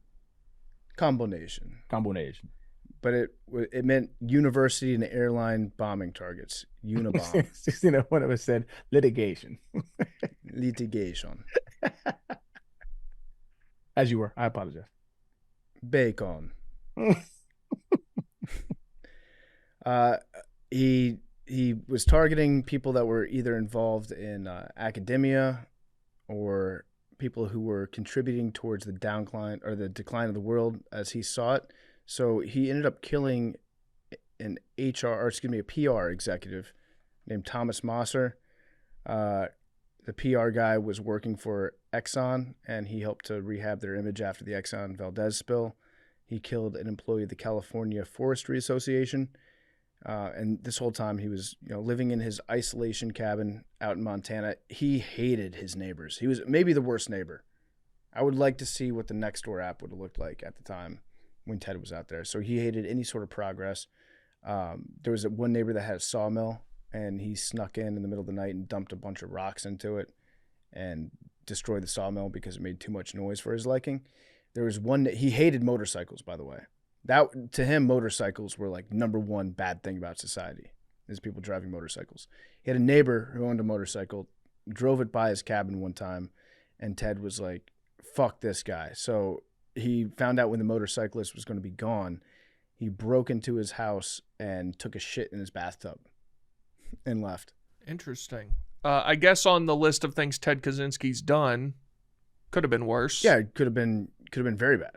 Yeah. So he was kind of a Karen. He was like, your motorcycle's too loud. Instead of calling the cops, I'm going to take a shit in your house, in your tub. So yeah, he kept sending these packages out, and he was targeting people that he had on his little eco-fucker hit list, is what he called it. And they found his eco-fucker hit list when the FBI ended up raiding his place in 1996. So while the Unabomber was active, while he was sending out all these bombs, he wanted to get his message out. And the way that he did that was by taking his manifesto and demanding that the New York Times and the Washington Post run his manifesto, or else he will kill people. Basically saying, if you don't do this, you're going to have blood on your hands. So the New York Times and the Washington Post got together and they said, we think that we have to publish this, one, because he's going to kill random people if we don't, and two, I think if we publish it, it could lead to people reading it and figuring out who this guy is, because they had no clues. But he was making all the devices himself pretty much from scratch, and so they didn't really have anything to go on in terms of who to look for. But the Washington Post and the New York Times agreed to publish excerpts from his manifesto, which is crazy, isn't it? Like, I know that a lot of places have a policy of we're not going to negotiate with terrorists, but this was like, yeah, we'll give you a platform. So I don't know if they do that nowadays. Well, didn't originally they weren't going to do it and the FBI or something told them to? Yeah, so they were going back and forth about it. They didn't know if they wanted to do it because of the precedent it would set. But this is a guy that has already killed people, and he's saying he's going to do it. They don't know if they'll have another case like this again. So they worked with the FBI on it, and the FBI was like, I think that you should release it. So they were encouraged to do so. It did ultimately lead to somebody identifying the style of writing. It did. Yeah, so it kind of worked. Yeah. So he sent the FBI. He also sent to the FBI as a 35,000 word manifesto, 232 numbered sections, and he said that the manifesto needs to be published with the condition that he would desist from terrorism. And if the condition was met, news organizations, he would desist from terrorism if the condition was met. And they were afraid of giving him a platform. The Attorney General, Janet Reno, also recommended publishing it because of concerns for public safety, also hoping that somebody could identify the author. And that thing that I read for you earlier, that was the opener. The Industrial Revolution and its consequences have been a disaster for the human race. And he claims that we've become so dependent on technology that our lives are no longer ours. Our lives are controlled by corporations, controlled by the free market, and the system as a whole. And then people who end up having things like depression, defeatism, boredom, demoralization, anxiety, guilt, spousal abuse, hedonism, sleep disorders, eating disorders, all that stuff is tied to the pressures and constraints put on people by modern day life and the way that they live it. And he also said that technology can't be stopped. So every time technology improves, we lose control over our lives and we become shackled to modern society. And I was actually thinking, this is like a very, very small example of this. I was thinking about it last night. You know, when I was growing up, when I was like a small child, and before me, TV was free. So you would buy a TV and you'd put the little antennas up and you'd have like 7 channels and TV was free. And then cable came along and then you're like, oh, now I have to pay a cable bill every single month. Now you have to pay for all sorts of shit. Whereas it used to be just like a free thing. And I think it's just there's more expenses that happen to people now that they almost have to pay for, that they didn't used to have to pay for. But if you stop paying for these things right now, you get cut off from society and from just being a normal human being that can relate to other people. To be fair, you could still have TV for free. By pirate? No, you could have the networks for free. You could, but then you also lose access to like everything that's going on. You get completely cut out of the loop in terms of like current events and things like that. But you said TV used to be free. The same channels that were free are still free. That's true. So it's not like but you have to pay for those. You have to pay for all the extra shit. Yeah, you have to pay for but since everybody is paying for the extra shit, right, then it's like one more thing that you have to do. And there's like a bunch of examples of that, of how it's way more complicated the more that technology has kind of become infused in our lives. So I don't think he's necessarily wrong with that. I don't either. And I think his critique is centered in technology. Like, I think that's the root of it, but I don't even think that's the root of it. I think it's broadly technology, but I think he's critiquing more the system that is capitalism. Like when you think about it, because it's about the broadening of technology, which when you break that down, the root of that is consumerism. It's advertisements, which is why he actually went after advertisers and marketing, right? And that is rooted specifically in the privatization of companies, which is all based on profit. Which, if you read deeper into what he's complaining about, he more so is critiquing the human element of getting away from nature. Yeah, and it's really fascinating to see like the mindset of where he went down. And this is why I kind of want to get into what he was writing, and why I feel like he sounds like I guess a moderate or right-leaning person, or even left now. Because have you seen Bill Maher? He's kind of toting this drum as well. But I think a lot of modern liberals are saying this as well. Don't mind me, this is kind of lengthy, but I think this is kind of important to what he was saying. So he has a section called Feelings of Inferiority. And so he says, by feelings of inferiority, we mean not only inferiority feelings in the strict sense, but a whole spectrum of related traits: low self-esteem, feelings of powerlessness, depressive tendencies, defeatism, guilt, self-hatred. We argue that modern leftists tend to have some such feelings, possibly more or less repressed, and that these feelings are decisive in determining the direction of modern leftism. When someone interprets as derogatory almost anything that is said, and this is like the wokeism part that I'm referring to, when someone interprets as derogatory almost anything that is said about him or about groups with whom he identifies, we conclude that he has inferiority feelings or low self-esteem. This tendency is pronounced among minority rights activists, whether or not they belong to the minority groups whose rights they defend. They are hypersensitive about the words used to designate minorities and about anything that is said concerning minorities. The term Negro, Oriental, handicapped, or chick, I guess chick was a derogatory name back then. Yes, so. For an African, an Asian, a disabled person, or a woman originally had no derogatory connotation. Broad and chick were merely the feminine equivalents of guy, dude, or fellow. The negative connotations have been attached to these terms by the activists themselves. Some animal rights activists have gone so far as to reject the word pet. I didn't know that was a thing either. Yeah. And insist on its replacement by animal companion. Leftish anthropologists go to great lengths to avoid saying anything about primitive peoples that could conceivably be interpreted as negative. They want to replace the word primitive by non-literate. They seem almost paranoid about anything that might suggest any primitive culture is inferior to our own. In parentheses, we do not mean to imply that primitive cultures are inferior to ours. We merely point out the hypersensitivity of leftish anthropologists. I'm almost done. Those who are most sensitive about politically incorrect terminology are not the average Black ghetto dweller, Asian immigrant, abused woman, or disabled person, but a minority of activists, many of whom do not even belong to any oppressed group, but come from privileged strata of society. Political correctness has its stronghold among university professors who have secure employment with comfortable salaries, and the majority of whom are heterosexual white males from middle to upper middle class families. This is fascinating to me on many fronts because he's basically calling out what a lot of people on the far left call out what white liberals, white moderates. It's what Martin Luther King talked about. It's what Malcolm X talked about.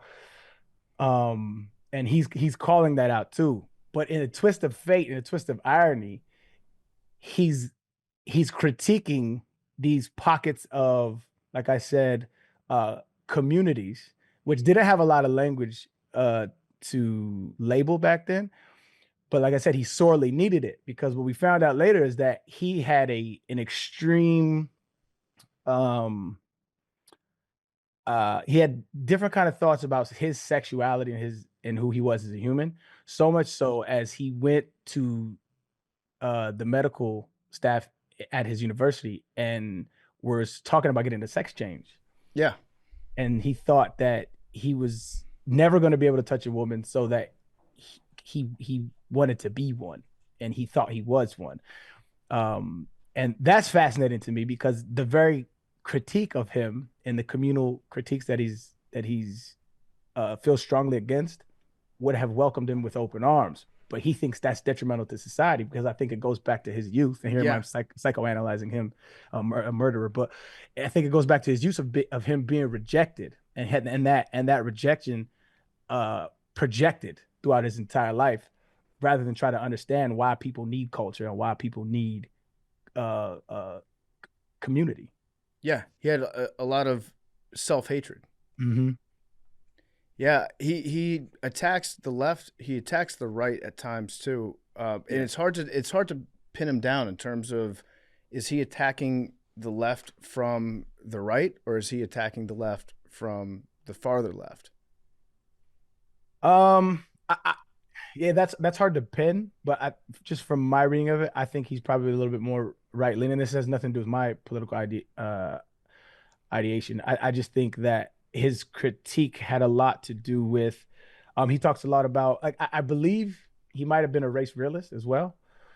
He talks about the left rejecting science and holding up like a social science, as opposed to, because he brings up IQ, and race realists are very keen on IQ and race, right? So they say, because, a certain group of people test at a certain IQ level, there is inherent differences when you look at the definition of racism. That is the definition, being that the only characteristic as to why someone is or isn't, testing at these levels.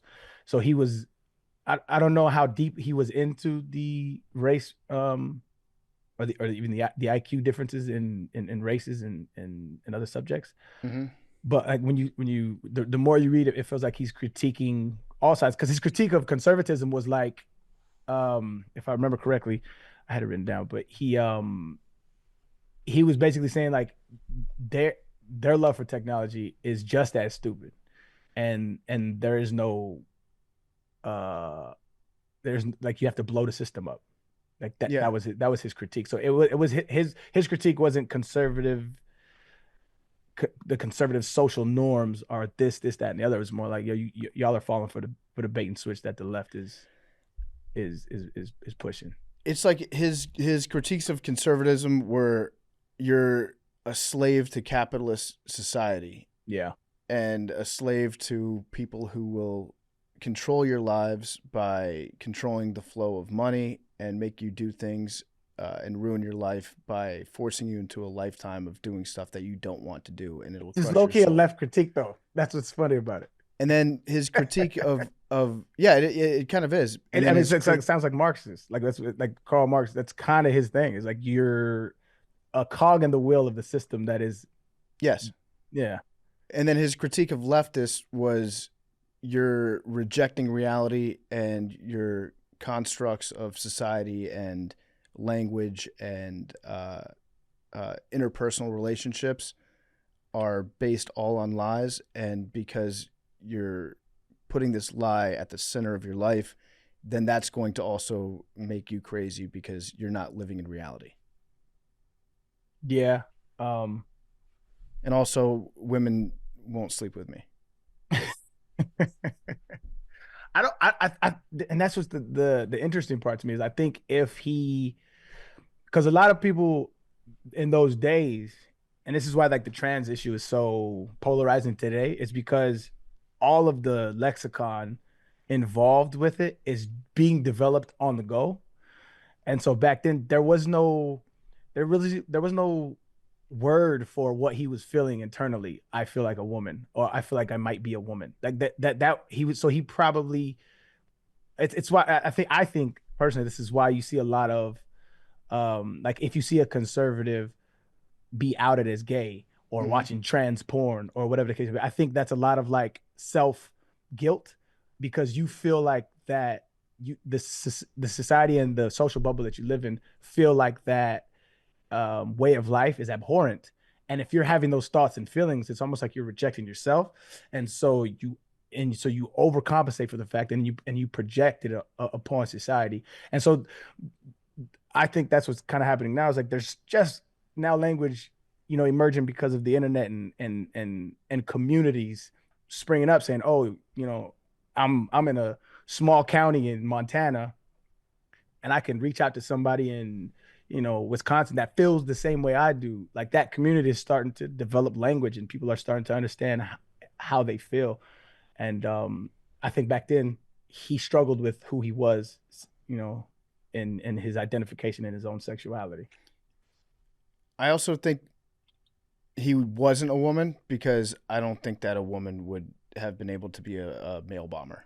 Like that to me seems like a uniquely masculine trait, is building explosives and then sending them to the correct addresses through the mail. Is that a thing? What? Do women not send things to the correct addresses? No, just like, it just seems like a dude thing. Like knowing, understanding directions. Right. It falls in the same family.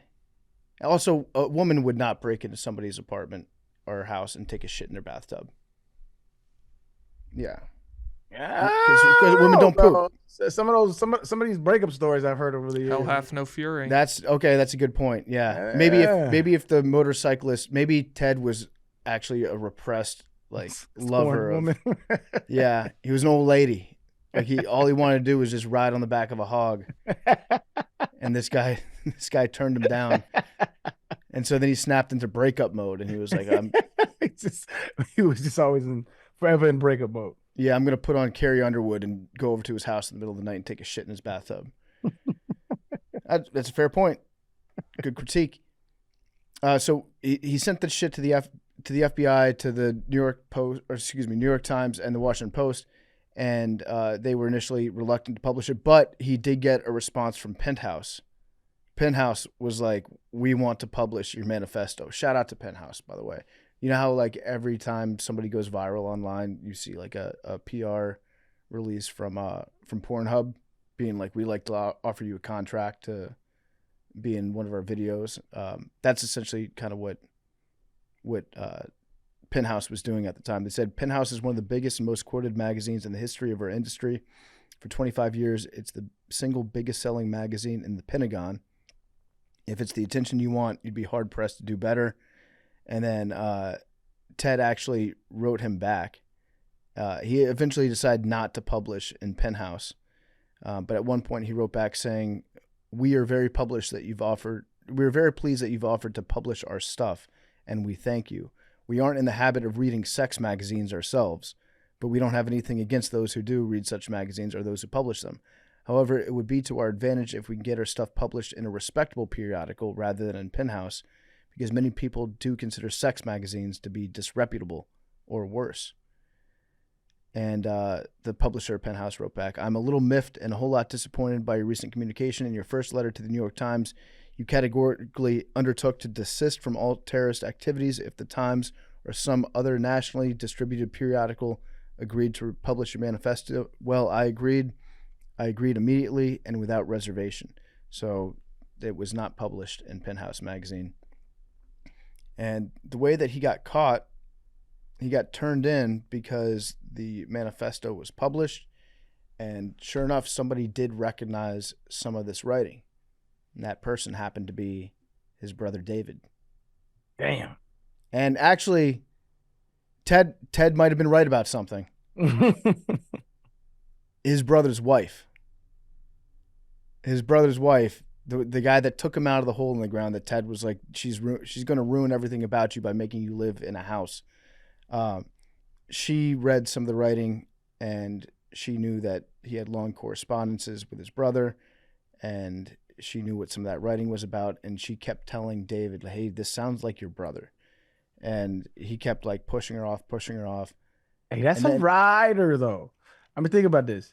You move to a remote location and you got a man, and you're like, "Yo, I got a brother I don't really talk to anymore." She's like, "Why don't y'all talk anymore?" I was like, "We have these long, letters that we sent back and forth." And she kind of like reads them. She reads all the letters.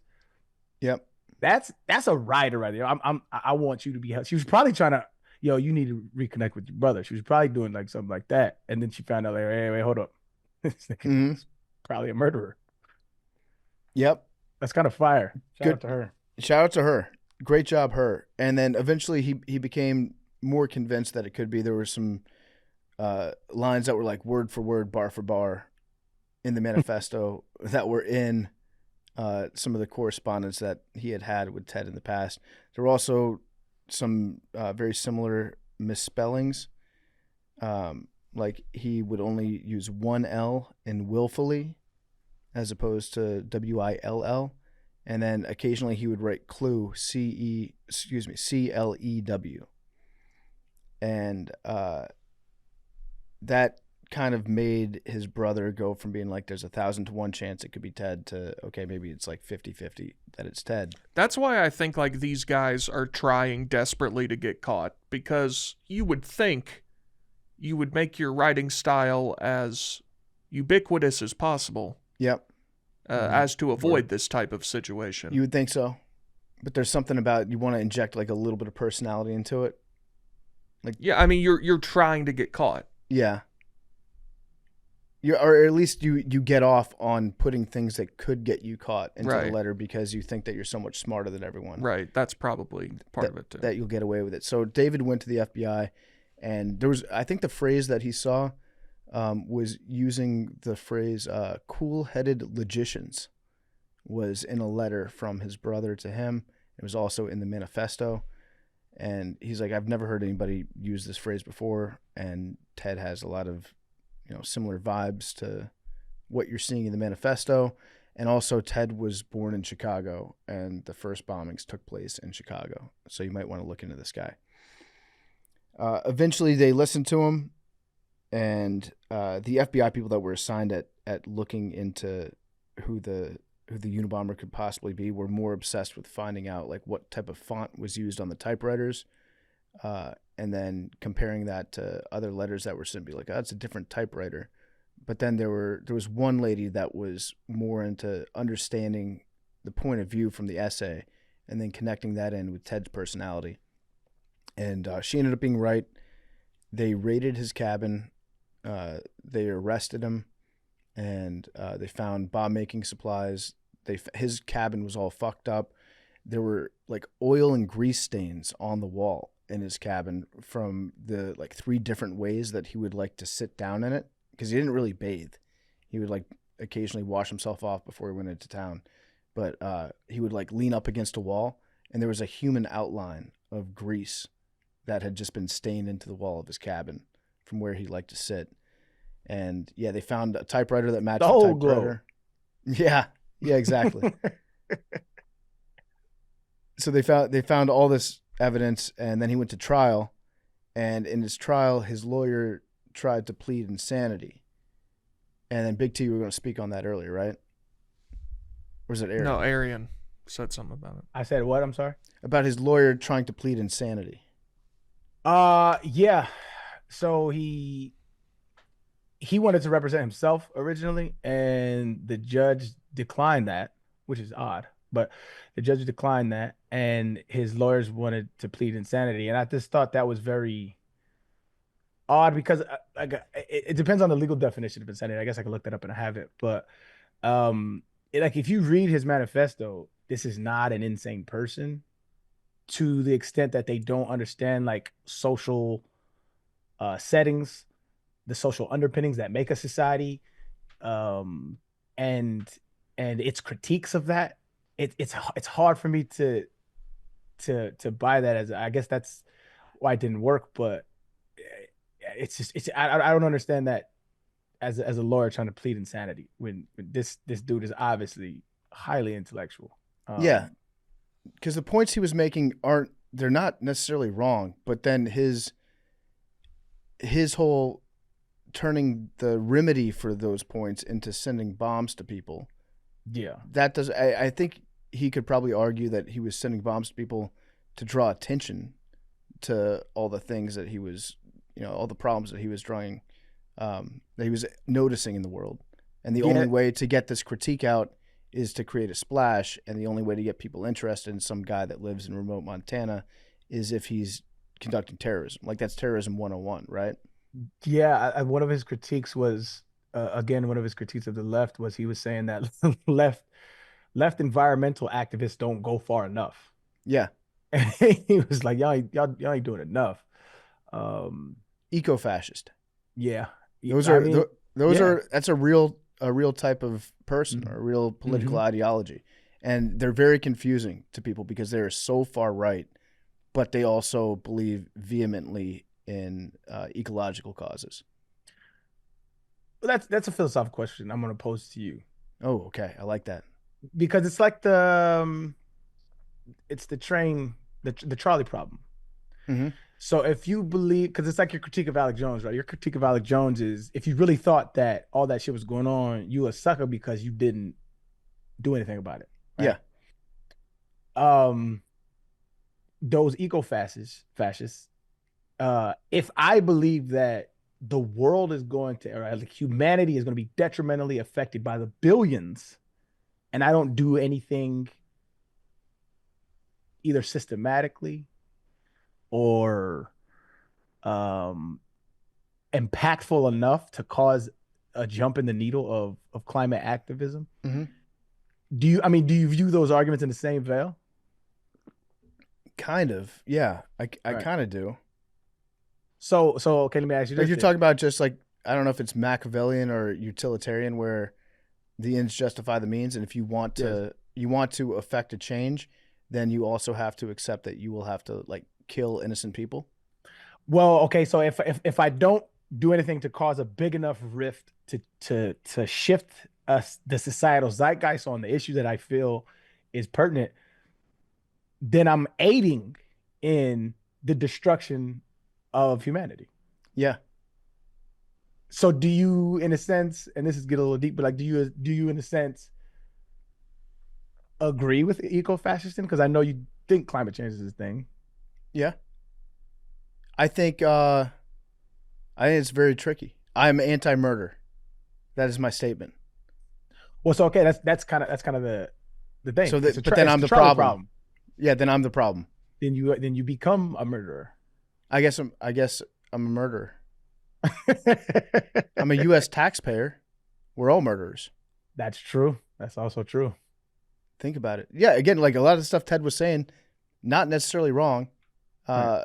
but then his method of just trying to kill innocent people, you can't do that. Yeah, no, I mean I agree. Because like if he got sent a package in the mail that blew up, in order to prevent him from killing other people, he would then, let's say it malfunctioned, he would then spend, decades writing about what a piece of shit that person was that sent him a package. He's very narcissistic and self-absorbed. Sure. Yeah. At the same time. Which I think a lot of super smart people are. Yeah. But I would also argue that some of it's kind of warranted. Yeah. Like because I read Einstein's Ideas and Opinions, kind of like a bunch of collection of his work, and he kind of echoes a lot of the same sentiment. Like he loves people, but don't like to be around them. Mm-hmm. You know what I mean? Because he just doesn't. He can't relate to them, and that's kind of this guy's thing too. So Ted, the great ironic twist to this is he goes to prison, and now all of a sudden women like him. And so he's developing like correspondences with women. They thought he was attractive. They called him Teddy. They sent him nudes. They begged to visit him, and he got marriage proposals. And he would write back to people too from prison. And a lot of his letters, you can find them at the University of Michigan archive. I ain't got shit else to do. How about this? Ted was with her. He supported Hillary Clinton. Oh shit! How about that? Yeah, so I typed in because I didn't know that ChatGPT can summarize it, because I haven't read his entire manifesto, but I strictly read his critique of the left, and so he did have a critique of the right, and so I'm actually, and I just read the summary of it, right, and I'm gonna read this just on my own because I don't know where he lands now. Yeah, kind of all over the map. He's kind of all over the map. He critiques. I think he critiques the right from the right and the left from the left. It's fascinating. I'm actually fascinated with this. That's a great way to describe it. Yeah. Yeah. He was like more right wing than hardcore right wingers, and he was more left wing than hardcore Marxists. It's fascinating. Yeah. We could all learn a lot from Ted Kaczynski. He's like the AI generated version of everything combined in today's society. I think I know a term for this. I think he's an asshole. I think that's exactly what that means, right? You're just a fucking prick. Yeah. Nobody wanted to be around you, dude, because nobody was ever anything enough for you. You were everything enough for yourself, and nobody was anything enough for you. Did anything come of his little jailbirds? I don't think he was allowed to sleep with them. I don't know. Probably jacked off a few times. I think it's probably as far as it went. He had like long-term relationships with some of the women that would write to him. And if they had just written to him before he became the Unabomber, this probably could have been a lot of society's great crimes would have been avoided if that person was just getting laid. Yeah. I would say the 9/11 hijackers, if they were getting some tail on a regular basis, You're not getting on an airplane and flying it into a building. Man, sick as hell.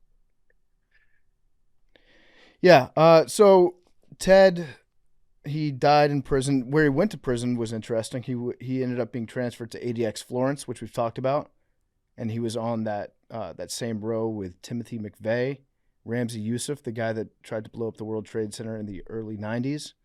And I think it was Eric Rudolph, the guy that was an abortion clinic bomber and the Olympic bomber as well in Atlanta in 1996.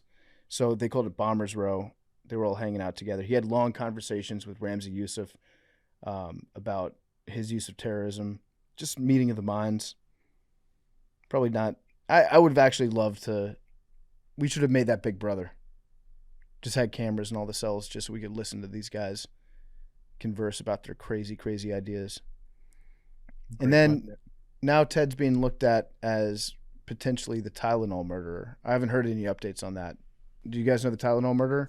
I saw something about it, but I'd never heard of it before. So back in the day, I don't know the exact years, but it was, I'm going to guess 70s or 80s. I think they happened a lot here in Chicago. People would die from taking Tylenol that they would buy from the store. And some of the Tylenol capsules had been replaced with cyanide capsules. Jesus Christ. And there was no sealing, no factory sealing on the Tylenol. So there was somebody that was going to the drugstores, taking the Tylenol off the shelves, opening them, putting poison in them, putting them back on the shelf.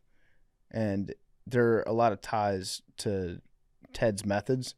And I think they looked at him for being possibly the Tylenol murderer, but nothing ever came of it. I don't think they have any other like big suspects into what the Tylenol murderer was, but it was a real thing. A bunch of people died. Jesus. So that's Ted. I found out one of his shorties. Oh yeah? Notable correspondence. One of the most significant relationships Kaczynski had was with Joy Richards, a woman from Montana who initially contacted him after reading his manifesto. She was enthralled just like you. Their relationship developed into what could be best described as a romantic connection, where Kaczynski referred to her as Lady Love. Despite the distance and the barriers of incarceration, they communicated frequently through letters discussing personal matters and sharing life updates. This relationship was unique as it appeared more emotionally involved than his typical correspondence. Yeah. Had a little thing, man. Yeah, so you can apparently, she donated these letters to Smith College, but they won't release them. You can't read them. They just kind of have them. What's the point of that? I don't know. I don't believe they have them. You would release them if they had them. I mean, what's the point of not releasing them? I mean, you're dead. Who gives a fuck? Yeah. All right, well, that's Ted Kaczynski, the Unabomber. He died. Fascinating. He also died.